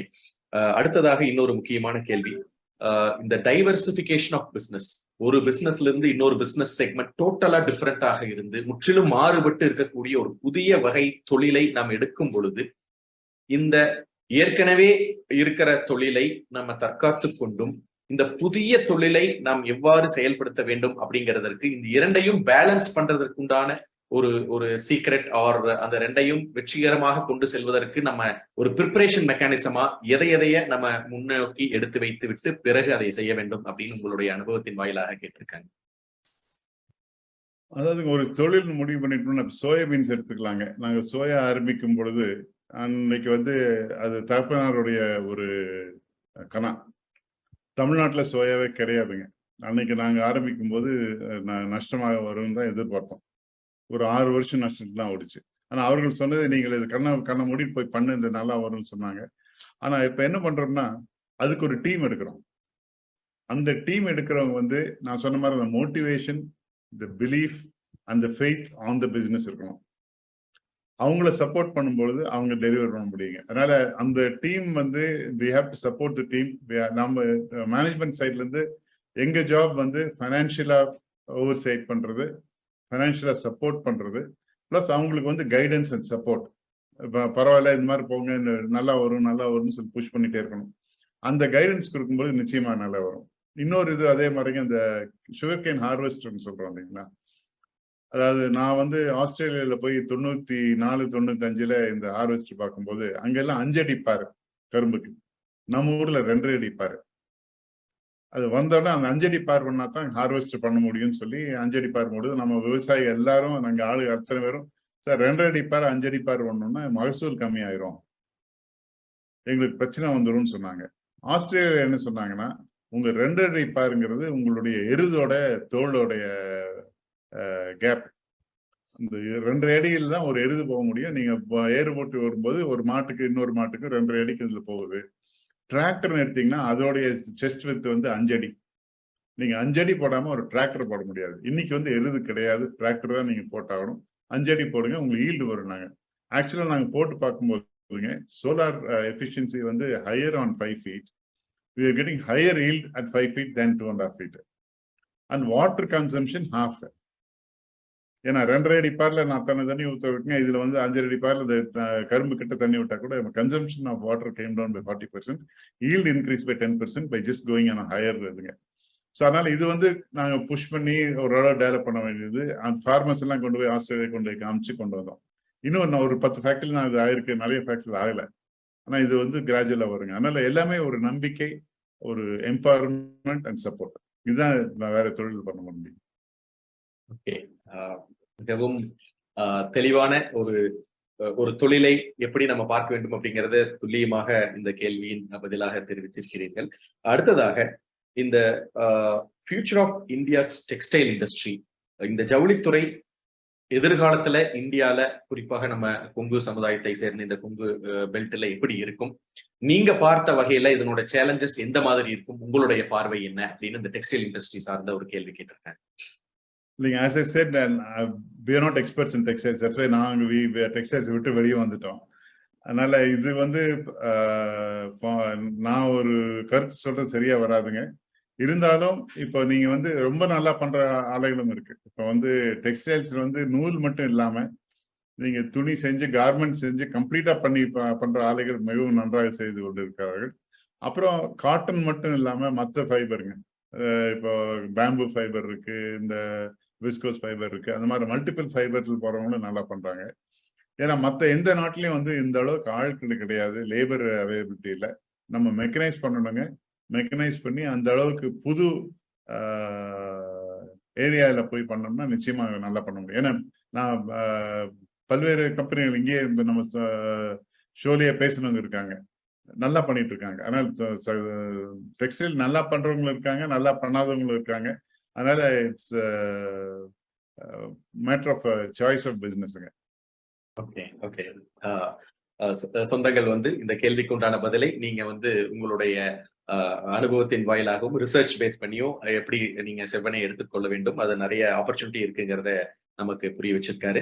அடுத்ததாக இந்த நியூ ஜெனரேஷன், தி ஜெனரேஷன் Z அப்படின்னு சொல்லக்கூடிய இந்த புது வகையான இன்றைக்கு கால சூழ்நிலையில் இந்த மாடர்னைஸ்டு வேர்ல்டுல இந்த ஜெனரேஷன் Z அப்படிங்கிற இந்த இளைய தலைமுறையினர் ஒரு தொழிலை எடுத்து அவர்கள் செய்யும் பொழுதும் அந்த தொழிலை எப்படி வெற்றி உடன் நம்ம செயல்படுத்த வேண்டும் அப்படிங்கிற ஒரு ஆஸ்பெக்ட்ல ரொம்ப ஆர்வமும் உள்ள நுழையிறாங்க. அந்த உள்ள நுழையிற ஆர்வம் அந்த தொழிலை எடுத்துக்கொண்டு செல்லுகின்ற விதத்திலேயோ அல்லது அந்த தொழிலில் அவர்கள் ஏதாவது சேலஞ்சை ஃபேஸ் பண்ணுனா அந்த சேலஞ்சை எப்படி அவங்க ஓவர் கம் பண்ணி வர்றாங்கிறதுலயோ அவர்களுடைய அந்த ஒரு ஸ்பீடு வந்து அவங்களுக்கு அங்க இருக்கிறது இல்லை, அந்த ஒரு கன்சிஸ்டன்சி இருக்கிறது இல்லை. ஸோ இந்த நியூ ஜெனரேஷன் ஆண்டர்பிரனர்ஸ்க்கு, இளைய தலைமுறையினர் உள்ள நுழையக்கூடிய இளைய தலைமுறையினருக்கு உங்களுடைய ஆலோசனைகள் என்ன, உங்களுடைய அறிவுரைகள் என்ன, அவர்கள் எதை கண்டிப்பாக மனதில் வைத்துக் கொண்டு இந்த புது தொழில் வாய்ப்புகளை அவர்கள் ஏற்படுத்திக் கொள்ள வேண்டும் அப்படிங்கிறத நிறைய கேள்விகள் அதை சார்ந்து வந்திருக்குங்க. அது உங்களுடைய அறிவுரைகள். அதாவதுங்க, இதுல நான் கீதை தான் கோட் பண்ணுங்க. எது நடந்ததோ அது நன்றாகவே நடந்தது, எது நடக்கிறதோ அது நன்றாகவே நடந்து கொண்டிருக்கிறது, எது நடக்க போகிறதோ அது நன்றாக நடக்கும். அதனால நம்ம குழந்தைகளை நல்லா வளர்த்திட்டு நல்லா ட்ரெயின் பண்ணோம்னா அவங்கள விட்டுறணுங்க. அவங்க முடிவு பண்ணணும். ஏன்னா இப்ப முதல்ல நம்ம எல்லாம் வேலைக்கு போகும்போது ஒரு நிறுவனத்தில் சேர்ந்தோம்னா அந்த நிறுவனத்தை தான் நம்ம ரிட்டையர் ஆகும். இன்னைக்கு பாத்தீங்கன்னா யங்ஸ்டர்ஸ் குறைந்தபட்சம் 3 அல்லது 4 நிறுவனங்களுக்கு மாறுறாங்க.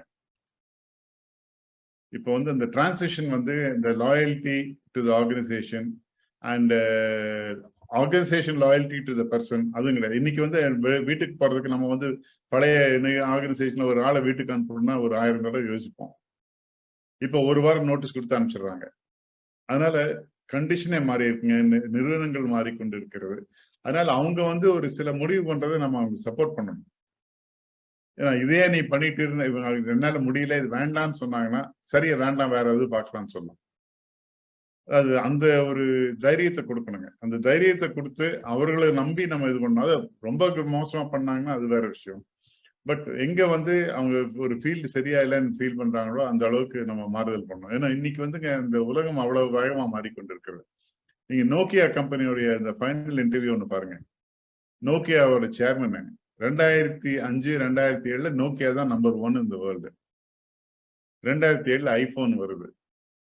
2010 நோக்கியா சேர்மன் டிவியில எங்க கம்பெனியை மூடுறோம் அப்படின்னு அழுகிறாரு. தேம்பி தேம்பி அழுகிறாரு.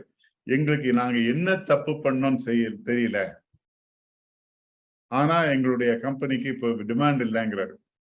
அது பாத்தீங்கன்னா அந்த அளவுக்கு மாறுதல் வருதுங்க. 3 வருஷம் 5 வருஷத்துல மாறுது. அப்போ அவங்க மாறுறதுக்கு தயாராக இருக்கணும். அவங்க மாறும்பொழுது நம்ம அவங்களுக்கு தரக்கூடாது. இந்த ஒரு flexibility இருக்கணுங்க. இந்த new generation will have to change fast. They will not be as loyal as us. They will not be as loyal to the company. But நீங்க loyalty to the company, to the family அந்த மாதிரி வித்தியாசப்படும் போது the career will change. They have to be clear. They have to be loyal to people, yes. But they should not be stuck with the same business. Business மாறிச்சுன்னா டக்குன்னு மாறணும். Okay. ஒரு ஒரு பெரிய விஷயத்தை ரத்தின சுருக்கமாக எவ்வாறு நாம் அணுக வேண்டும் அப்படின்னு அந்த நியூ ஜெனரேஷன் ஆண்டர்பிரினர்ஸ்க்காக ஒரு அனுபவத்தை நமக்கு ஒரு ஜூஸா கொடுத்திருக்காரு. அதே அந்த நியூ ஜெனரேஷன் ஆண்டர்பிரினர்ஸை தாண்டி புதிய தொழில் முனைவோர், இளம் தலைமுறையில் இருக்கக்கூடிய தொழில் முனைவோரை தாண்டி நம்ம கொங்கு சமுதாயத்தில் கொங்கு பெல்ட்டில் இருக்கக்கூடிய அனைத்து மக்களின் பெரும்பான்மையான அனைத்து மக்களின் முன்னோடி தொழில் அப்படின்னு பாத்தீங்கன்னா விவசாயம். சோ இந்த விவசாயம் சார்ந்த ஒரு தொழில் இல்ல, ஒரு பெரிய வளர்ச்சி இல்ல, ஒரு பெரிய மாறுதல் நம்மளுக்கு வரல, லைஃப் சேஞ்ச் வரல, ஒரு பெரிய லாபகரமான ஒரு தொழில் முறையை ஈட்ட முடியலன்னு சொல்லி அவர்களுடைய படிப்பை தாண்டி ஒரு ஐடி இண்டஸ்ட்ரியிலயோ அல்லது வேறு வேறு அரசு பணிகளிலேயோ சேர்ந்துட்டு 45 அவர்களுடைய 45வது வயதிலோ அதற்கு மேற்பட்ட முறையிலோ நம்ம தொழில் செய்யணும், நம்மளும் ஒரு தொழில் முனைவோராக வரணும் அப்படின்னு அந்த ஏஜை தாண்டி அவர்கள் ஒரு தொழில்ல முதலீடு செய்து அந்த விவசாய பின்புலனை வைத்துக்கொண்டு தொழில் செய்து அந்த 45வது ஆண்டுகளுக்கு மேல இருக்கக்கூடிய அவர்கள் வயதுல அவங்க அடியெடுத்து வைக்கும் பொழுது அவர்கள் முக்கியமாக கவனிக்க வேண்டியது என்ன, எந்த வகையான ஒரு முதலீடுகளை அவர்கள் செய்யறதுக்கு உகந்தது. நீங்க உங்களுடைய உரையில தெளிவான ஒரு விளக்கம் சொல்லியிருந்தீங்க. ஒரு பிசினஸ் அப்படிங்கிறது எமோஷனல் பாண்டிங்கா பார்க்க கூடாது. அந்த பிசினஸ் நம்மளுக்கு சரி வரலைன்னா அதை தாண்டி அடுத்த டைவர்சிபிகேஷனோ இல்ல நியூ பிசினஸோ இல்ல அது நம்மளுக்கு ப்ராஃபிட்டபிளா இல்லைன்னா அதை நம்ம ஒரு எமோஷனல் அட்டாச்மெண்டா வைத்துக் கொள்ளாமல் அதை க்ளோஸ் செய்துட்டு அடுத்ததாக ஒரு ப்ராஃபிட் மோட்டிவ்ல நம்ம போகணும் அப்படிங்கிறது மிக சிறந்த ஒரு வல்லுநர்கள் மட்டுமே கூறக்கூடிய அந்த ஒரு வார்த்தை நீங்க சொன்னது உங்களுடைய அனுபவத்தை இங்க காமிச்சிருக்கு. அந்த மாதிரி இருக்கக்கூடிய இந்த 45 வயதிற்கு மேற்பட்டவர்கள் எவ்வாறு அவர்களுடைய அடியை எடுத்து வைக்க வேண்டும், என்னென்ன விஷயங்களை அவங்க பார்க்கணும் அப்படிங்கிறத கேட்டிருக்காங்க. 45 வயதுக்கு மேல விவசாயத்துக்கு வர்றதுன்னா வேற தொழில் இருக்குங்களா? வேற தொழிலுக்குங்க, புதுசாக தொழில் அவங்க ஆரம்பிக்கிறதுக்கும் வேற டைப் செஞ்சு பிரான்சைசி பேஸ் மாதிரி இருக்கக்கூடிய தொழில புதுசாக அவங்க முதலீடு செய்து ஆரம்பிப்பதற்கு என்னென்ன விஷயங்களை அவங்க உன்னிப்பா கொண்டு செல்லணும்னு கேட்டிருக்காங்க. இல்லைங்க, இப்ப இதுல நான் ஒரு ஆராய்ச்சி பண்ணிட்டு இருக்கேன். இப்ப 45 இல்லைங்க, 60 வயசுக்கு மேலேயே புது தொழில் வரணுங்க. ஏன்னா இப்ப என்ன ஆகுதுன்னா நம்முடைய முதல்ல சராசரி வயது என்பது 60 வயசுக்கு மேல யாரும் இருக்க மாட்டாங்க. நம்ம லைஃப் ஸ்பேனே 60 வயசுக்கு மேல இருக்க மாட்டாங்க. இன்னைக்கு 80ங்கிறது ரொம்ப சர்வசாதாரணமா போயிட்டு இருக்கு. ஆனா 60 வயசுல ரிட்டையர் ஆயிரும். ரிட்டையர் ஆயிட்டு கோயம்புத்தூர் சுத்தி பாத்தீங்கன்னா நிறைய ஓல்டேஜ் ஹோம் இருக்கு. ஓல்டேஜ் ஹோம்ல ரொம்ப ஆக்டிவ் பீப்புளா இருக்காங்க. அப்புறம் அந்த 60 வயசுக்கு மேல நீங்க வந்து சோசியல் சர்வீஸ் பண்ணலான்னு போனா எத்தனை பேருக்கு நீங்க எல்லாருக்கும் சோசியல் சர்வீஸ் பண்ண முடியாது. அதனால இப்ப என்னன்னாங்க 60 வயதுக்கு மேல் இருப்பவர்களே தொழிலை ஆரம்பிக்க வேண்டிய ஒரு நீங்க 60 வயசுக்கு மேல 80 வயசு வரைக்கும் நீங்க தொழில் செய்ய முடியும். ஸோ 60ல இருந்து 80க்கு என்ன மாதிரி நான் தொழில் செய்ய முடியும்? நீங்க சொல்றது இப்ப 45 ஒரு 15 வருஷம் பின்னால் எடுத்துக்கிறீங்க ஆச்சுங்களா? ஸோ 25ல நான் ஒர்க் பண்றேன், 45ல எனக்கு போர் அடிச்சிருச்சு, இந்த வேலை எனக்கு பிடிக்கல, நான் வேற தனியா ஒரு ஆண்டர்பிரனர் ஆகணும். பார்த்தீங்கன்னா 45ல வந்து you will have experience. In fact again I go back to father. என்ன சொல்லுவாங்கன்னா, நீங்க பிசினஸ் ஆரம்பிக்கணும்னா ஆரம்பிக்காதீங்க. எந்த பிசினஸ் ஆரம்பிக்கணும் அதை பண்றவங்க கிட்ட போய் சேர்ந்து பண்ற தப்பெல்லாம் அவங்க செலவுல பண்ணிட்டு பழகிட்டு வெளியே வாங்க. அதாவது நான் வந்து இப்ப டெக்ஸ்டைல்னா ஒரு டெக்ஸ்டைல் கம்பெனில போய் ஒரு 10-20 வருஷம் வேலை பண்ணாலும் என்னென்ன தப்பு செய்யக்கூடாதுன்னு எனக்கு தெரிஞ்சிடும். நான் கேபிட்டலும் பில்டப் பண்ணலாம். Then I can come out and plan and start a business. So ஆனால் நீங்க வந்து எந்த ஒரு தொழில உங்களுக்கு ஒரு தொழில்நுட்பம் இருக்கோ அதுல என்ன பண்ண முடியும்னு நினைக்கிறீங்களோ அதை சார்ந்து அதை அந்த மாதிரி நம்ம டெவலப் பண்ண முடியுங்க. ஒன்று, இன்னைக்கு வந்து 60 வயசு 70 வயசு வரைக்கும் ஒர்க் பண்றதுக்கு தயாரா இருக்காங்க.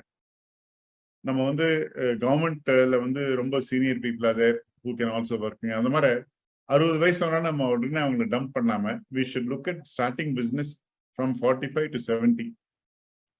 பட் என்ன மாதிரி பிசினஸ் நம்ம பிளான் பண்ணணும். பிசிக்கலா ஆக்டிவா இருக்க முடியாது, பட் மென்டல் அண்ட் நீங்க you cannot be very mental like software you burn out at 45. Software பார்த்தீங்கன்னா நீங்க சொல்றது பார்த்தா சாஃப்ட்வேர் இருக்கிறவங்க 45, 46ல வந்து they call it a burnout stage. Consultants-ங்க, software people, they get bored or they get burnt out by 45. So you can extend it with some kind of இப்போ நாங்க சொல்ற supplements மாதிரி இருந்ததுன்னா ஒன்றும் இல்லைங்க, COQ10 and ashwagandha இந்த மாதிரிலாம் எடுத்தா your mental alert can be extended for some more time, one. Or you can go and start another business and plan on doing it at a less physical, less active manner. So அதுக்கு வந்து நீங்க இருக்கிற தொழிலையே எது பண்ண முடியும், எப்படி பண்ண முடியும், ஒரு 10 பேர் வச்சு அட்வைஸ் பண்ண முடியும்னா ஓகே. நீங்க யங்ஸ்டர்ஸுக்கு வேணுங்கிற ட்ரீம்க்கு ஹெல்ப் பண்றதுக்கு பண்ணலாம். அந்த மாதிரி we have to think differently and opportunities are very much. இப்போ இந்தியா பார்த்தீங்கன்னா நெக்ஸ்ட் 20-25 இயர்ஸ்க்கு நிறைய ஆப்பர்ச்சுனிட்டி இருக்குங்க. டெஃபினட்டா நல்லா பண்ண முடியும்.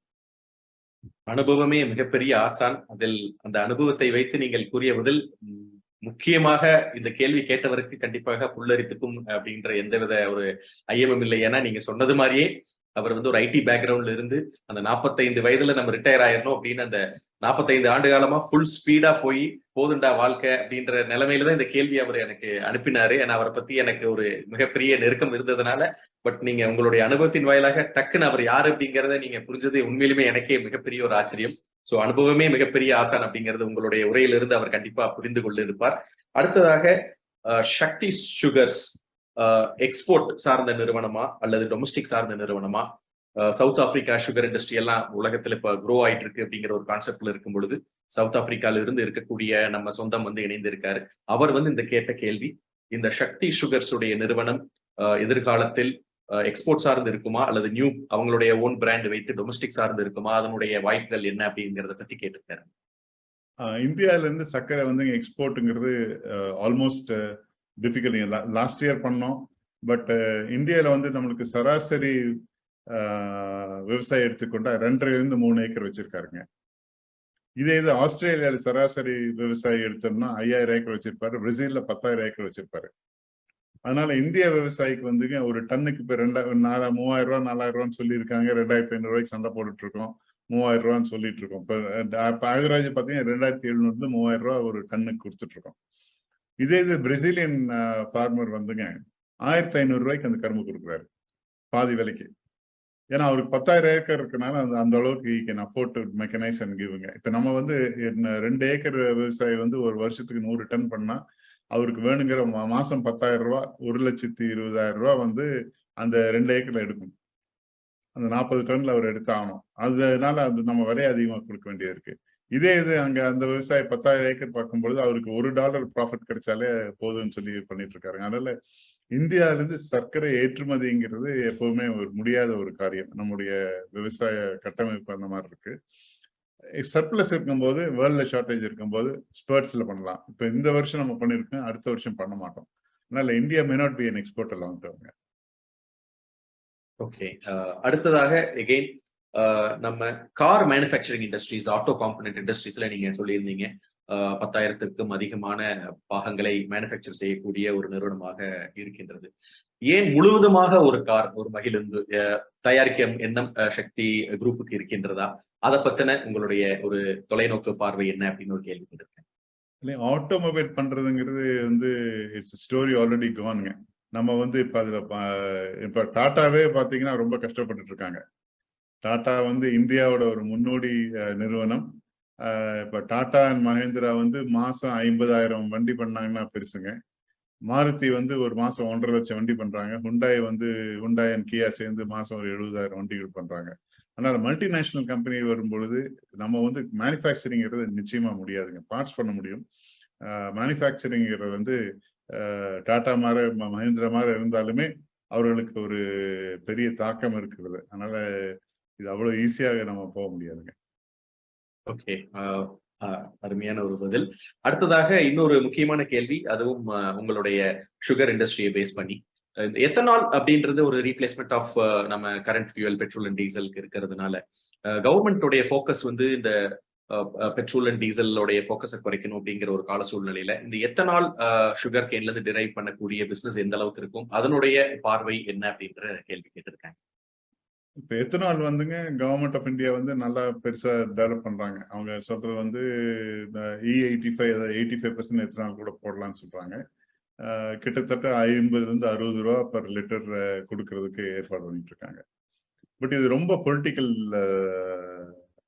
ஸ்டோரிங்க. ஏன்னா இப்ப ஆயில் பிரைஸ் வந்து $120 போச்சுங்க. அப்புறம் 96ல உங்களுக்கு என்ரான் பத்தி தெரியும் இல்லைங்களா? என்ரான் பிரச்சனை வந்தது. அப்போ வந்து இந்த என்ரான் இந்தியாவில வந்து அந்த ஃபேக்டரி போடும் பொழுது அவங்களுடைய கோஜென்ரேஷன் வந்து அவங்க பவர் ஜென்ரேஷன் வந்து நாஃப்தால பண்ணாங்க.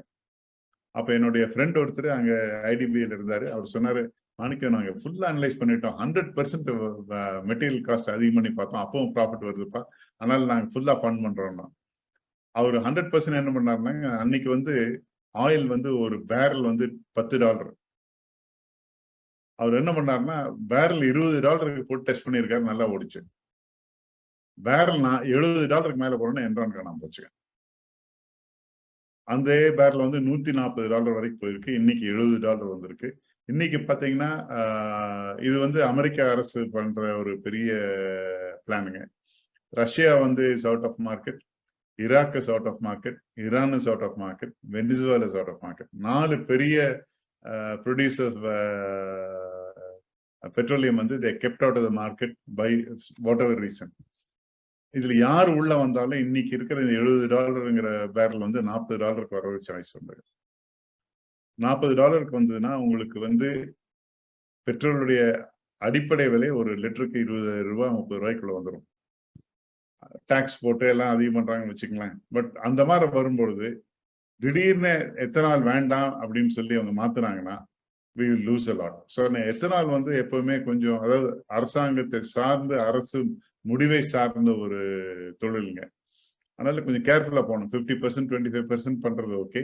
பட் அதுக்கு மேல போகும்போது at one point of time திடீர்னு இப்ப இந்த ஷேல் ஆயில் அமெரிக்கால வருதுங்க, அந்த மாதிரி ஏதாச்சும் ஒன்று புதுசா வந்ததுன்னா, இல்ல எல்லா எலக்ட்ரிக் கார் போச்சுனாலும் இந்த டிமாண்ட் ஃபார் ஐசி ஃபியூல்ஸ் கம்மியாச்சுன்னா போயிடும். அதனால எத்தனால நம்பிக்கொண்டு கம்ப்ளீட்டா நம்ம ஷிஃப்ட் பண்ணக்கூடாது. It's an option, we can keep an option open.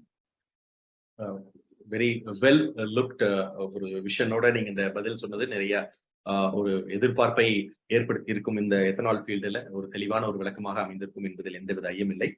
கடைசியாக நாங்க இன்னொரு 3 கேள்விகள் ரிசர்வ் செய்து வைத்துள்ளோம். அந்த 3 கேள்விகளுமே நிறைய சொந்தங்கள் கிட்டத்தட்ட ஒரு 10 to 15 பேர் இந்த கேள்வியை சார்ந்த, இந்த துறையை சார்ந்த கேள்விகள் தான் கேட்டிருக்காங்க. அதுல முக்கியமான 2 கேள்விகள் மிராக்கல் வெல்னஸ் ட்ரிங்கை பத்தியும் மிராக்கல் வெல்னஸ் கிளினிக்கை பத்தியும். இந்த 2 விஷயத்தையும் சார்ந்த நிறைய கேள்விகள் இருக்கிறதுனால அந்த கேள்விகள் செல்லுவதற்கு முன்னர் நம்ம இந்த 100வது காணொளி சிறப்பு காணொளி தொகுப்பில் ஒரு சிறிய காணொளி நம்ம சொந்தங்களுக்காக இதோ பார்த்து மகிழுங்கள்.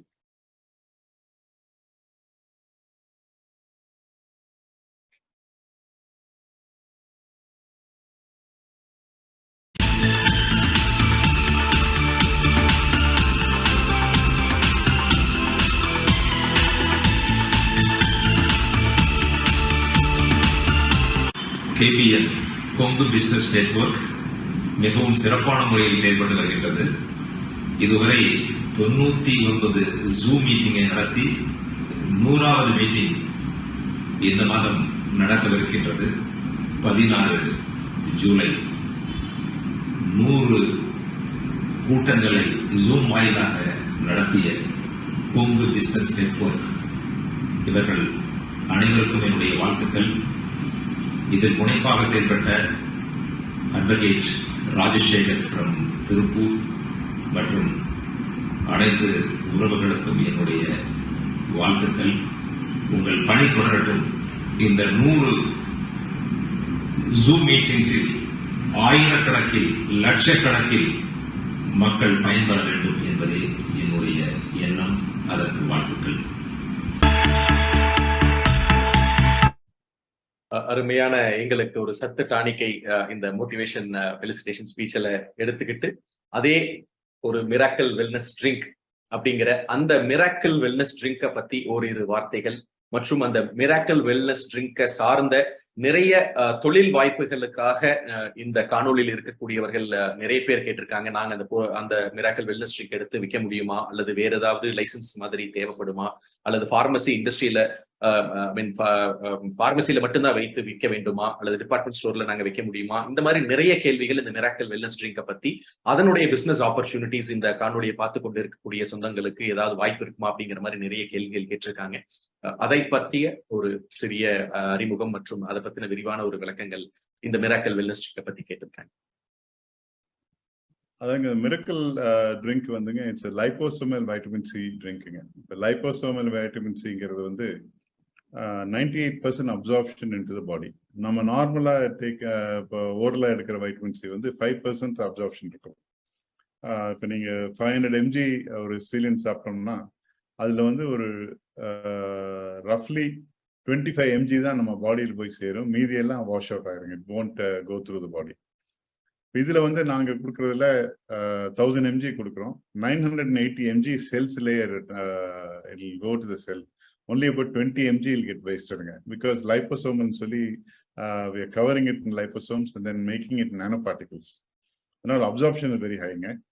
இதுல வந்து நாங்க மார்க்கெட்ல பார்த்த வரைக்கும் என்னன்னா இப்போ எல்லாருமே வந்து விலை அதிகம் அப்படின்னு ஃபீல் பண்றாங்க. ஏன்னா இப்போ வந்து நாங்க 50 ரூபா 60 ரூபா 50 ரூபா வித் சுகர் 60 ரூபா வித்தவுட் சுகர் கொடுத்துட்டு இருக்கோம். இவங்க வந்து இதை கம்பேர் பண்றது மேங்கோ ஃப்ரூட்டி எல்லாம் பார்க்கும்போது 10 ரூபா 20 ரூபா இருக்கிறதுக்கு கம்பேர் பண்ணும்பொழுது இது வந்து உங்களுக்கு விலை அதிகமா இருக்குதுங்கிற மாதிரி ஒரு ஃபீட்பேக் வருதுங்க. நாங்க கம்பேர் பண்றது வந்து இந்த லைபோசோமல் வைட்டமின் சி அமெரிக்கால வந்து ஒரு பேக் வந்து ஒரு கிராம் $1.20 போகுதுங்க. அதாவது கிட்டத்தட்ட 100 ரூபாய் கிட்ட போகுது. அது நாங்க இங்க வந்து இந்த மேங்கோ ட்ரிங்க் எல்லாம் சேர்த்து ஒரு 50 ரூபா பண்ணும்போது நிச்சயமாக அதை விட சீப்பா தான் இருக்கும். பட் லிமிட்டட் டிமாண்ட் வந்து நம்ம எதிர்பார்க்கிற அளவுக்கு பெருசா போகலைங்க. நாங்க இப்ப எல்லா கடையிலும் விற்கலாம். இது வந்து பார்மசியில் தான் விற்கணும்னு ஒரு அவசியம் கிடையாது. எந்த கடையில வேணாலும் வைக்கலாம். நாங்க வந்து இப்போ நீல்கிரிஸ் மற்ற இதுலயும் பண்ணிட்டு இருக்கோம். பட் வெறும் சின்ன லெவல் தான் போகுதுங்க. டைரக்ட் மார்க்கெட்டிங் மாதிரி இப்போ ஆன்லைன் பண்ணிட்டு இருக்கோம். ஆன்லைன் எங்களுக்கு ஓரளவுக்கு நல்லா போயிட்டு இருக்கு. இப்போ ஃபர்ஸ்ட் கன்சைன்மெண்ட் யூரோப்க்கு அனுப்பிச்சிருக்கோம். யூரோப்ல அந்த ஹைப்பர்தெர்மியா அந்த ஒரு மெஷின் சொன்னேன் இல்லைங்களா, அந்த மேனுஃபேக்சரர் வந்து அந்த 200 கிளினிக்லயும் இதை வந்து கேன்சர் பேஷண்ட் கொடுக்குறாங்க, நல்ல ரிசல்ட் இருக்குன்னு சொல்லிட்டு அதற்கு எடுக்கிறதுக்காக டைரக்டா போயிட்டு இருக்காங்க. அதுல வந்து போயிட்டு இருக்கு. நிச்சயமாக இது வந்து டிஸ்ட்ரிபியூஷன் ஆப்பர்ச்சுனிட்டி இருந்தால் நாங்க will be welcoming that. we can discuss it offline. ஒன்றும் ப்ராப்ளம் இல்லைங்க. Any time we can discuss.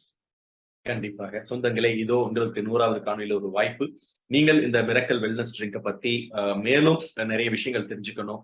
நிறைய சொந்தங்கள் வந்து இந்த மிராக்கிள் வெல்னஸ் ட்ரிங்கை வந்து கோவிட் டைம்ல நாங்க யூஸ் பண்ணோம், எங்களுக்கு ஒரு பெரிய ஒரு பூஸ்டப்பா இருந்தது, எங்களுக்கு அந்த இம்யூனிட்டி பவர் கிடைச்சது அப்படின்னா நிறைய ஃபீட்பேக்ஸ் நீங்க கொடுத்துருந்தீங்க.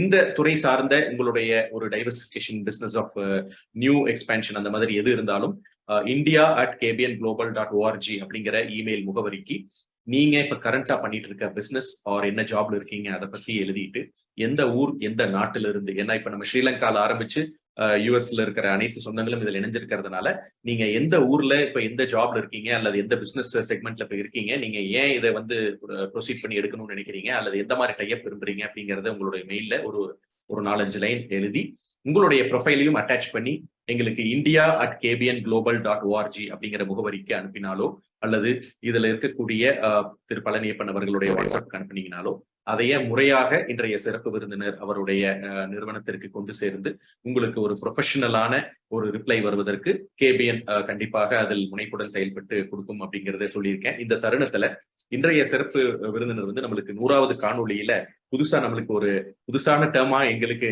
அது புதுசான டேர்ம் அப்படின்னு தான் சொல்ல முடியும், ப்ரொஃபஷனல் பிசினஸ் ரிக்வெஸ்ட் அப்படிங்கிற ஒரு வார்த்தையை நம்மளுக்கு கொடுத்திருக்காரு. ஸோ இன்னையில இருந்து நாங்க வந்து அந்த ப்ரொஃபஷனல் பிசினஸ் ரிக்வெஸ்ட் அப்படிங்கிற அந்த ஒரு சூப்பர்பான ஒரு கான்செப்டை எடுத்து உங்களுடைய எண்ணங்கள், எதற்காக நீங்க அந்த நிறுவனத்துடன் நீங்க பயணிக்க விரும்புறீங்க, என்ன வேணும் அப்படிங்கிறது தெளிவான ஒரு முகவரியா, தெளிவான ஒரு விளக்கமாக இந்த மின்னஞ்சல் முகவரிக்கு நீங்க அனுப்பிச்சீங்கன்னா அந்த இமெயில நம்ம மேற்கொண்டு அதை ஃபார்வர்ட் பண்ணி ரைட் பர்சன் ஃபார்வர்ட் பண்ணி நம்ம அவங்ககிட்ட இருந்து உங்களுக்கு ரிப்ளை பண்ணுவதற்காக நாங்கள் உங்களுக்கு எல்லா வேலையும் செய்வோம். அதே மாதிரி நிறைய பேர் உங்களுடைய ஸ்ரீலங்கால இருந்து ஒரு சொந்தம் வந்து கேட்டிருந்தாரு, சக்தி குரூப் உடைய விரிவாக்கம் ஸ்ரீலங்கால இருக்கிறதா அல்லது இப்ப இனிமேல் வரப்போகுதா அப்படின்னு, அதற்கு உங்கள் கேள்விகள் என்ன அப்படிங்கிறதையும் இந்த நேரத்துல நான் கேட்டுக்க விரும்புறேன். அதாவது இப்போ as I said, India is the best marketing. இன்னைக்கு பார்க்கும் பொழுது growth opportunity India வந்து மேக்ஸிமம் இருக்கு. We are looking at opportunities elsewhere, but right now we are focused more on India. And health clinic இதுல பார்க்கும் பொழுது again it's a single 1 or 2 places which we are focusing on. இப்போ எங்க target வந்து in the next 5 years we want to prove that we have a definitive cure for most cancer and make cancer curable very cheaply. I mean, not anywhere near the cost that we are looking at allopathy. Much cheaper than that. And basically, it's a lifestyle disease. It's not a disease of genetics or not something which God has given us. It's only a lifestyle disease and it can be cured. So we feel it can be handled easily. That's where we are at this point of time. மிகவும் அருமை. Cancer அப்படிங்கிற அந்த கொடிய நோய் ஒரு ஹெரிடிட்டரியோ அல்லது life style disease தான் அப்படிங்கிற ஒரு விஷயத்த தெளிவாக சொல்லியிருக்காரு. நிறைய சொந்தங்கள் இது வரைக்கும் ஒரு 15-16 பேர் இதே கேள்விகளை கேட்டு எங்களை இதுக்கு எப்ப கேட்பீங்க அப்படிங்கிற மாதிரி ஒரு மெசேஜே வர்றதுனால என்னால இந்த கேள்வியை இதற்கு மேல நான் நிறுத்த முடியாது. மிராக்கிள் வெல்னஸ் கிளினிக் எங்கே வருவது, எப்படி வருவது, என்ன அப்பாயின்மெண்ட் ப்ரொசீஜர், என்ன செலவாகும், இந்த மாதிரி நிறைய கேள்விகள் மிராக்கிள் வெல்னஸ் கிளினிக்கை பத்தி கேட்டிருக்காங்க. கோயம்புத்தூர்ல மட்டும்தான் இருக்கா, இல்ல வேற ஏதாவது இடத்துல இருக்கா, வேறு இடத்திலேயோ வேறு நாட்டிலேயோ நிறுவதற்குண்டான ஆயத்தங்கள் இருக்கின்றன, இந்த மாதிரி கேள்விகள் நிறைய வந்திருக்கிறதுனால ஒரு 2 நிமிடங்கள் மிராக்கிள் வெல்னஸ் கிளினிக்கை பத்தி சொல்லுமாறு அன்புடன் கேட்டுக்கொள்கிறோம். அதாவது இப்ப 3 இடத்துல வச்சிருக்கோங்க. மெயின் கிளினிக் வந்து பொள்ளாச்சியில இருக்கு, நாச்சிமுத்து பாலிடெக்னிக்ல. அது வந்து வெப்சைட் வந்து miraclewellnessclinic.com. www.miracle வந்து MIRAKLE போட்டிருக்கோம். miraclewellnessclinic.com பாத்தீங்கன்னா அதுல இருக்கும். கான்டாக்ட் டீடைல்ஸ் எல்லாமே அதுல இருக்கும். ஸோ மெயின் கிளினிக் வந்து பொள்ளாச்சியில் இருக்குங்க. இன்னொரு கிளினிக் வந்து கோயம்புத்தூர்ல இருக்கு.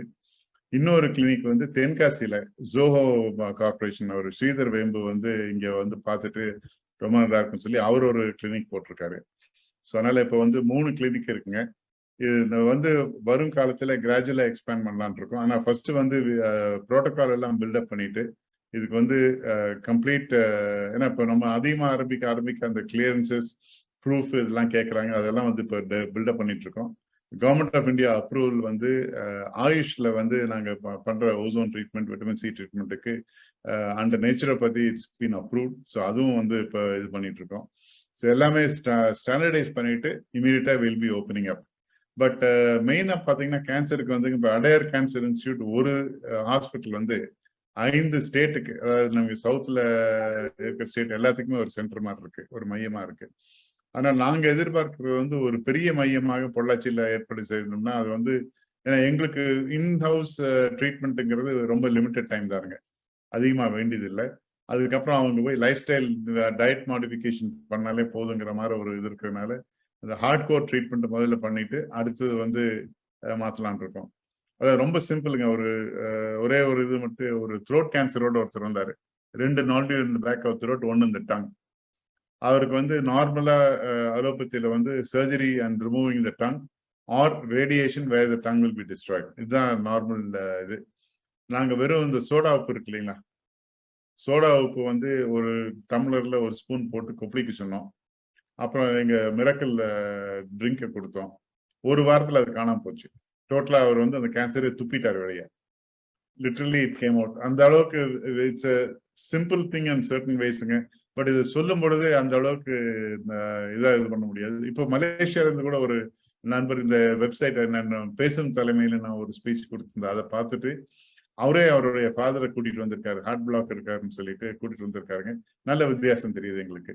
அந்த மாதிரி நிறைய பேர் வந்து அவங்களே பார்த்து வர்றவங்க இருக்காங்க. நாங்க இன்னும் வேர்ட் ஆஃப் மவுத் தான் போயிட்டு இருக்கோம். இன்னும் அட்வர்டைஸ்மெண்ட்டோ இல்லை நாங்க ஆக்டிவ் கேன்வசிங்கும் ஒன்றும் பண்ணல. எங்ககிட்ட கியூர் ஆனவங்க சொல்லி வர்றவங்க தான் அதிகமா வர்றாங்களே ஒழிய நாங்க போய் நீங்க வாங்கன்னு சொல்லி அதிகமா யாரையும் கூப்பிடலைங்க. ஏன்னா we want to build it up as a word of mouth. கிராஜுவலா அந்த எக்ஸ்பீரியன்ஸ் வர பீப்புள் வருவாங்கன்னு எதிர்பார்க்கிறோம். நல்லா வந்துட்டு இருக்குங்க. கூடி சீக்கிரம் பிரான்ச்சஸும் ஒர்க் பண்றதுக்கு ஓபன் பண்றதுக்கு ஏற்பாடு. மிகவும் அருமையான ஒரு விளக்கம். மனிதம் காக்கும் சேவையை மகேசனுக்கு செய்யும் சேவை அப்படிங்கிற அந்த ஒரு கான்செப்ட்ல நீங்க இந்த ஒரு பயணத்தை மேற்கொண்டு இருப்பது உண்மையாலுமே எங்களுக்கு வந்து ஒரு மிகப்பெரிய ஒரு விஷயத்தையும் உந்து சக்தியையும் கொடுக்கின்றது. நிறைய சொந்தங்கள் நீங்க அந்த கேள்விக்கு உண்டான பதிலை சொல்லும் பொழுதே இந்த மிராக்கிள் ட்ரிங்கை நாங்க வாங்கி எங்களுடைய நிறுவனங்களுக்கு இருக்கக்கூடிய பணியாளர்களுக்கு கொடுக்க போறோம், ஒரு கல்யாண இதுல நாங்க கொடுக்க போறோம், அதை எங்க வாங்குறது இதை எங்க வாங்குறதுங்கிற எல்லா கேள்விகளும் இதை சார்ந்து நிறைய கேள்விகள் வந்து இருக்கிறதுனால ஏற்கனவே நம்ம 1/2 மணி நேரம் இந்த கேள்விகளுக்கு நேரம் செலவிட்டதுனால ஐயா அவர்களுடைய நேரத்தையும் நம்ம இதுல இணைந்திருக்கக்கூடிய மற்ற அனைத்து முக்கியமான விருந்தினர்கள் பேச காத்திருக்கும் விருந்தினர்களுடைய நேரத்தையும் கணக்கிட்டு இந்த சாட் பாக்ஸ்ல மிராக்கிள் வெல்னஸ் கிளினிக்கோடைய கான்டாக்ட் லிங்க் அனுப்பிச்சிருக்கிறோம். தயவு கூர்ந்து உங்களுடைய கேள்விகளுக்கு பதில் அங்க இருக்கான்னு நீங்க தேடி பாருங்க. அப்படி இல்லைனாலும் அவங்க கான்டாக்ட் முகவரி அதுல கொடுத்துருக்காங்க. கண்டிப்பாக நாம் நல்ல விஷயத்தை எடுத்து செல்ல வேண்டும் அப்படிங்கிறது தான் ஒரு முக்கியமான ஒரு விஷயமாக நம்ம கேபிஎன் குளோபல் எடுத்திருக்கோம். அதே தான் இன்றைய சிறப்பு விருந்தினரும் இந்த 100வது காணொலியில் நம்மளுக்கு சொல்லியிருக்காரு. இல்லைன்னா இவ்வளவு பெரிய லாப நோக்கம் கொண்ட ஒரு நிறுவனம் வளர்ந்து கொண்டு இருக்கும் பொழுதும் மனிதம் காக்கும் ஒரு சேவையும் நம்ம செய்யணும் அப்படிங்கிற இந்த ஒரு பார்வையையும் எடுத்து சென்று அவர்கள் இதை இவ்வளவு தெளிவாக செய்யக்கூடிய இந்த விஷயத்தையும் நம்ம வந்து எடுத்து பார்க்கும் பொழுது கண்டிப்பாக அனைவரும் அதற்குண்டான பங்குகளை நம்ம கொடுக்க வேண்டும், நம்முடைய பங்களிப்பையும் கொடுக்க வேண்டும் அப்படின்னு இந்த தருணத்துல சொல்லி கடைசியான ஒரு மிகப்பெரிய ஒரு விஷயத்தை நோக்கி நம்ம சென்று கொண்டு இருக்கின்றோம். அந்த விஷயத்தை நோக்கி சென்று கொண்டு இருக்கக்கூடிய அந்த கேள்வியை இந்த கடைசி கேள்வியா நான் இங்க உங்க முன்னாடி வைக்க விரும்புறேன். ஒவ்வொரு தொழில் முனைவோராகட்டும் அல்லது தொழிலில் சாதித்த வெற்றியாளராகட்டும் அந்த தொழில சாதிச்சு போதும் அப்படிங்கிற ஒரு மனநிலை வரும் பொழுது அவர்கள் பார்க்கக்கூடிய அந்த டைவர்சிபிகேஷன் அப்படின்னு பாத்தீங்கன்னா அது ஒரு ஸ்பிரிச்சுவல் ஜேர்னி. ஸோ அந்த ஸ்பிரிச்சுவல் ஜேர்னி ஆர் எக்ஸ்பீரியன்ஸ் நம்ம எப்பிருந்து கொண்டு செல்லலாம். நிறைய தொழில் சாதித்தவர்களுடைய ஒரு பார்வை எப்படி இருக்குதுன்னா நீங்க சாதிச்சதுக்கு பிறகுதான் போகணும் அப்படிங்கிறது இருக்கு. இன்னும் சில பேர் வந்து இல்ல நீங்க ஆரம்பத்துல இருந்தே அந்த ஸ்பிரிச்சுவல் ஜேர்னியை கொண்டு போகலாம், அதுல எவ்வித தப்பும் இல்லை அப்படிங்கிற ஒரு பார்வை இருக்கிறது. மற்ற பெரும்பான்மையானவர்கள் நீ தொழில் இருக்கும் பொழுது ஸ்பிரிச்சுவல் ஜேர்னிக்காக நேரம் செலவிடுவது உன்னுடைய தொழில் நலனை பாதிக்கும் அப்படிங்கிற ஒரு கூற்றும் இருக்கின்றது. ஸோ இந்த spiritual journey or spiritual experience how good is it for the business people? அவங்களுடைய பிசினஸ் ஜேர்னியில இது எவ்வளவு இன்றியமையாத ஒரு முக்கியமாக வேண்டும் அல்லது எப்பொழுது வேண்டும் அப்படிங்கிற உங்களுடைய அனுபவத்தின் வாயிலாகவும் உங்களுடைய பார்வையும் கொடுக்குமாறு இந்த ஒரு கடைசி கேள்வியாக இந்த இதுல நான் உங்க முன்னாடி வைக்கிறேன். ஓகேங்க. அது ஸ்பிரிச்சுவல் ஜேர்னிங்கிறது டெஃபினிஷன் ஆஃப் ஸ்பிரிச்சுவல் ஜேர்னி இருக்குங்க. அதாவது நம்ம குழந்தையா இருந்து முதல்லயே வந்து குள்ளக்குள்ளனே அந்த ஒரு ஸ்லோகம் சொல்ல ஆரம்பிக்கிறோம். குழந்தைக்கு சாமின்னு சொல்றோம். அதனால வந்து ஸ்பிரிச்சுவல் வந்து நம்ம ஒரு 3 வயசுல இருந்தே நமக்கு வர ஆரம்பிச்சிருது.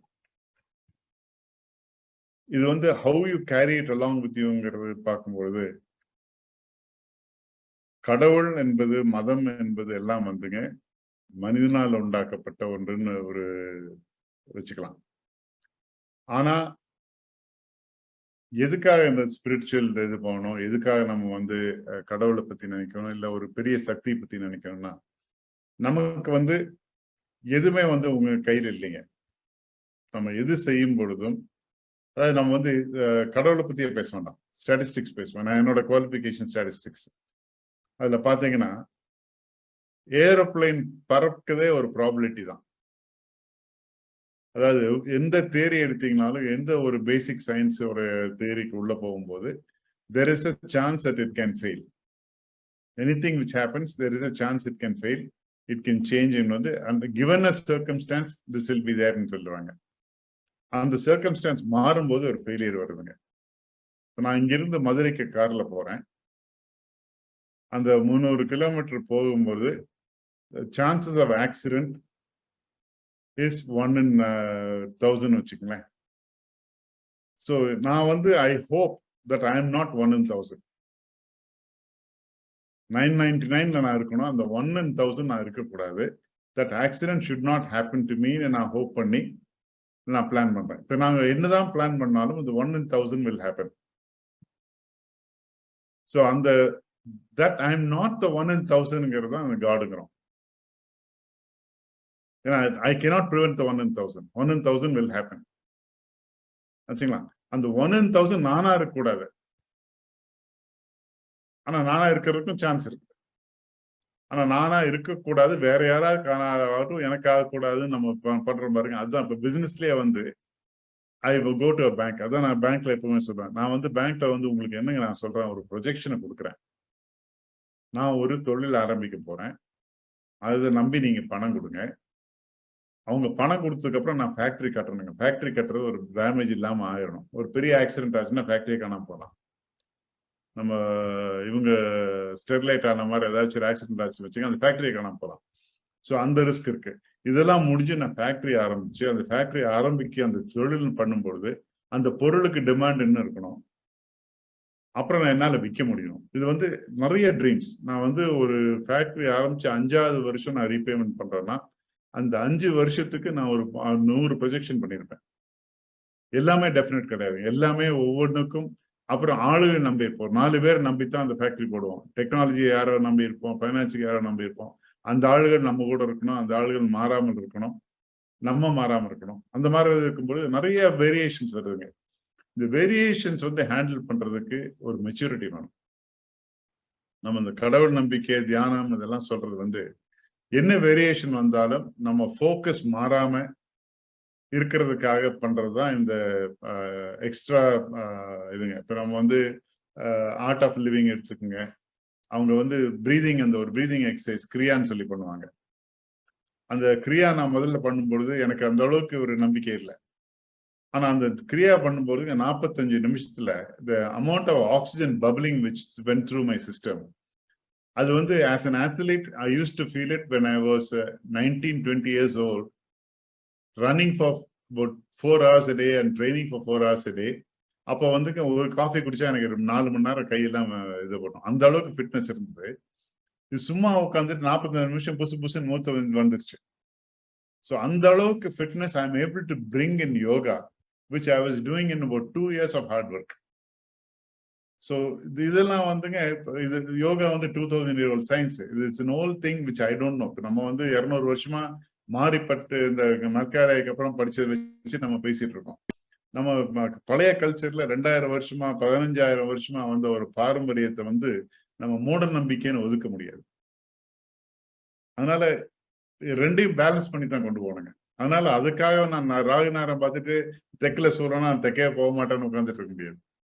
அதுவும் ஒரு இது இருக்கு. அதாவது வந்துங்க, நீங்க யூ கேனாட் டேக் 100% as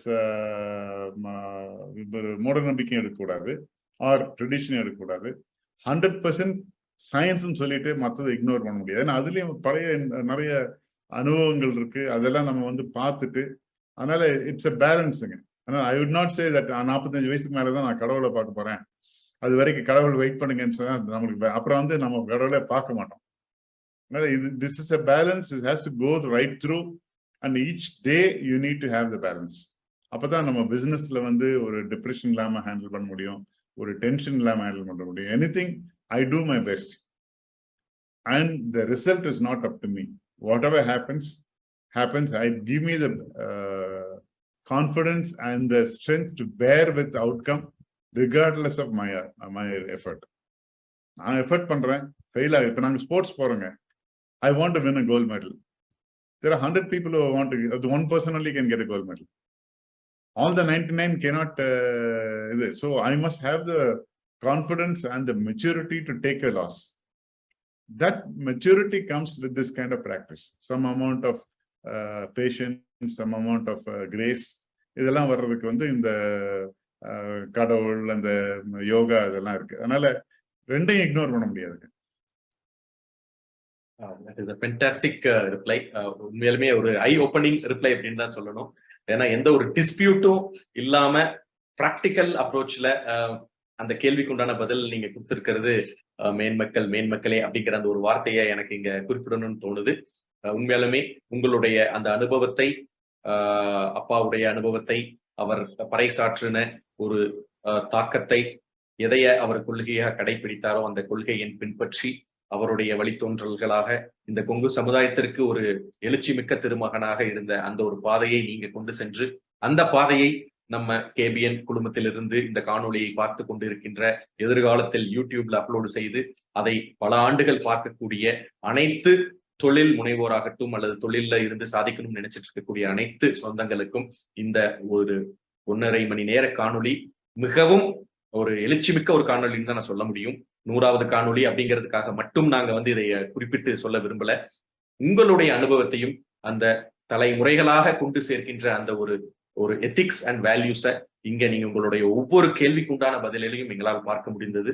அந்த ஒரு வகையில இந்த ஒரு அருமையான காணொளி நேரம் கடந்திருந்தாலும் 100க்கு மேற்பட்ட சொந்தங்கள் இணைந்திருந்து பொறுமையுடன் பார்த்து கொண்டிருந்த இந்த காணொளியில் நீங்க ஒரு உதாரணமாக இருந்து அனைத்து தொழில் முனைவோர்களுக்கும் ஒரு சிறந்த எடுத்துக்காட்டு மிக்க ஒரு நிறுவனமாக இந்த தருணத்தில் இருந்து கேள்விகளுக்கு உண்டான பதிலையும் கொடுத்தது எங்களுக்கு மிகுந்த மகிழ்ச்சியை தருகின்றது.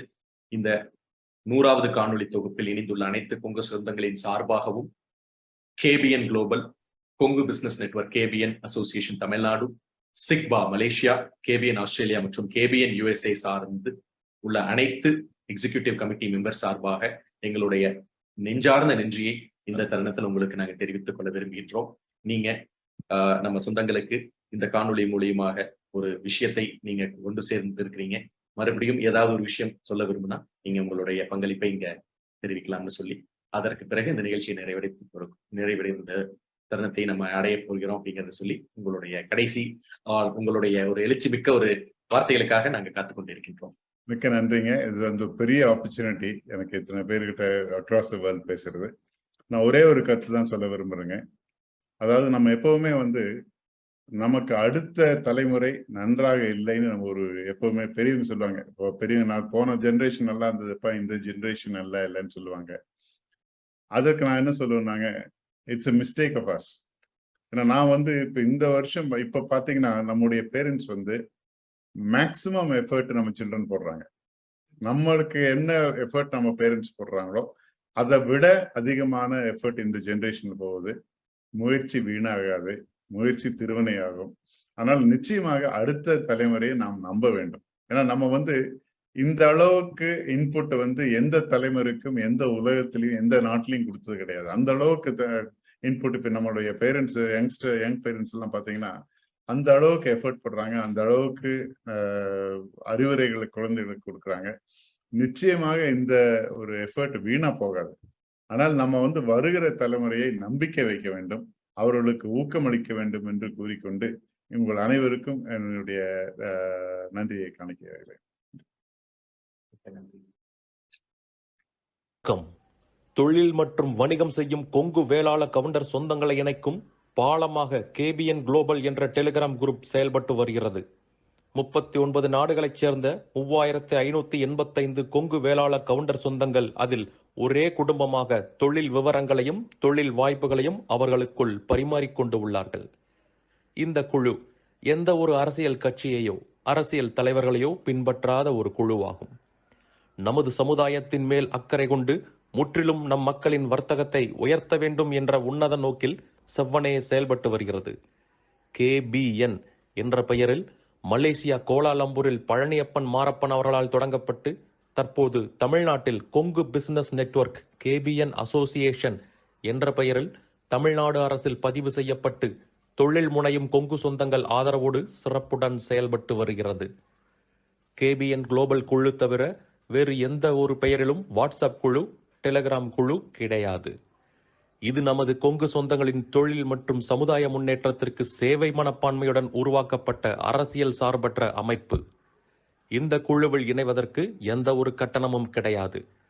ஒரு சிலர் கேபிஎன் பெயரை பயன்படுத்தி சந்தா வசூலித்து சுய லாபத்துக்காக குழுக்களை அமைத்துக் கொண்டிருக்கின்றனர். அவ்வாறு செயல்படும் குழுவுக்கும் நமக்கும் எந்த தொடர்பும் கிடையாது. 100 விழுக்காடு தொழில் சம்பந்தப்பட்ட பதிவுகள் மட்டுமே, அதுவும் இலவசமாக, எந்த ஒரு சந்தாவும் இல்லாமல் நம் சொந்தங்கள் அனைவரும் முன்னேற வேண்டும் என்ற உயரிய எண்ணத்தில் பதிவுகளை அனுமதிக்கும் ஓர் உலகளாவிய வர்த்தக குழு, நம் தொழில் அபிவிருத்திக்கு ஏற்ற ஓர் உபயோகமுள்ள ஒரே குழு கேபிஎன் குளோபல் டெலிகிராம் குழு. சொந்தங்களுக்கு இது குறித்து சந்தேகங்கள் இருந்தால் +60 13299144 +6 13 2999144 என்ற அலைபேசி எண்ணில் வாட்ஸ்அப் குறுஞ்செய்தி அனுப்பலாம். நன்றிகளுடன் மலேசியா பழனியப்பன் மாரப்பன் அவர்கள் சார்பாக செழியன் குமாரசாமி. நீங்கள் நமது கொங்கு சொந்தங்கள் வாழ்வில் முன்னேற வேண்டும் என்று விரும்பினால் இந்த தகவலை உங்கள் சொந்தங்களுடன் பகிர்ந்து மகிழ்ந்திட அன்புடன் வேண்டுகிறேன். கேபிஎன் குளோபல் டெலிகிராம் குழுவில் இணைந்து உங்கள் தொழில் வணிக உறவுகளை விரிவுபடுத்தி வளம் பெற வாழ்த்துகிறேன். வணக்கம்.